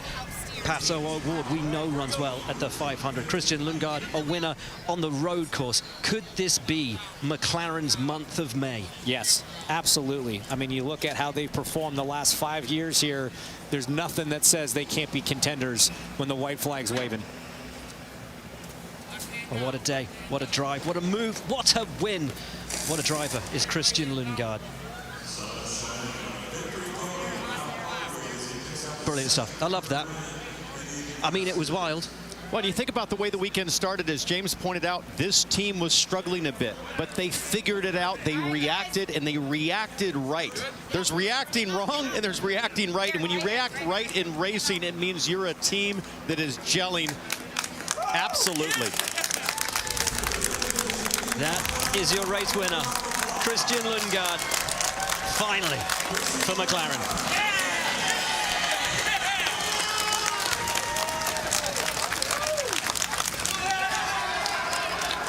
And Jack is standing by, trying to get into the mix and celebrate with our race winner and get some words from him. A beautiful drive, a beautiful day down to Jack. Christian, my friend, a multiple IndyCar race winner, first with McLaren. I know you so well, I know what it means to you, but tell the people, how happy are you right now? Very happy. No, I really didn't expect this today. I hoped for it. This was a long wait for this win, especially around this place. I mean, Jack, you know how fast I've always been here, and it's just been time after time after time disappointment, and now we're here. Let's go! But first of all, I gotta say, happy Mother's Day to my mom tomorrow and all the mothers out there. And thanks to Chevy, the whole Aaron McLaren team. And we did it. Let's go. Good start to May. That's what I was going to say. Pretty much the perfect start to May. Just before you strapped in, I came to you and said, dude, I think it's your day. You start to trust me now, or what? Well, can you say that in 2 weeks' time? No, because I'm going to try and do it instead. But yes, I will come up to you and still wish you luck. Thank you. Thanks. Thank you. Congratulations, buddy. Pato O'Ward congratulating his teammate, and Pato said to us this morning that it was his teammate setup that helped him to qualify so well. Christian Lundgaard, such a big part of this team. Tony Kanaan celebrates with him. Coming up next on Fox, Major League Baseball, St. Louis Cardinals take on the San Diego Padres, or the New York Mets face the Arizona Diamondbacks, and the great... Well, thanks very much to the team. Hello? Yes, there we go. Am I on? Yes, yes. Yes, you can hear me. Hello. Yes, right. Okay. Fantastic atmosphere then, bringing it up. We're going to wrap it up ourselves, and we'll bring JT up into the booth. JT, what's your final thoughts from today's action? An incredible race if you ignore everything that happened in it. Yeah. Race control fell asleep. The reliability of cars fell asleep. Christian Lundgaard saved the show with that absolutely unreal move through the back straight chicane, which won him the race. But yeah, good race. Been that type of day, hasn't it? Coming into this one. But yeah, cheers, JC. Cheers to everybody who joined us for this one. And all day, really, it has been chaotic. We'll just take that away. So begins our month of May. We will be back with all of the action for our 110th running of the Indianapolis 500. Kicks off on Tuesday. Join us then. Thanks for your company. We'll see you tomorrow for more touring car action on JB Motorsports. Take care. And next up on USM, you're going to be redirected to the Stanley Cup playoffs. Where we are all losing the will to live. Where everyone's losing the will to live. See you later. Go on. I will warn you, at the moment, some language may be used. It is that chaotic. Great. You have been warned. Excellent. Right. See you later, everybody. Bye-bye.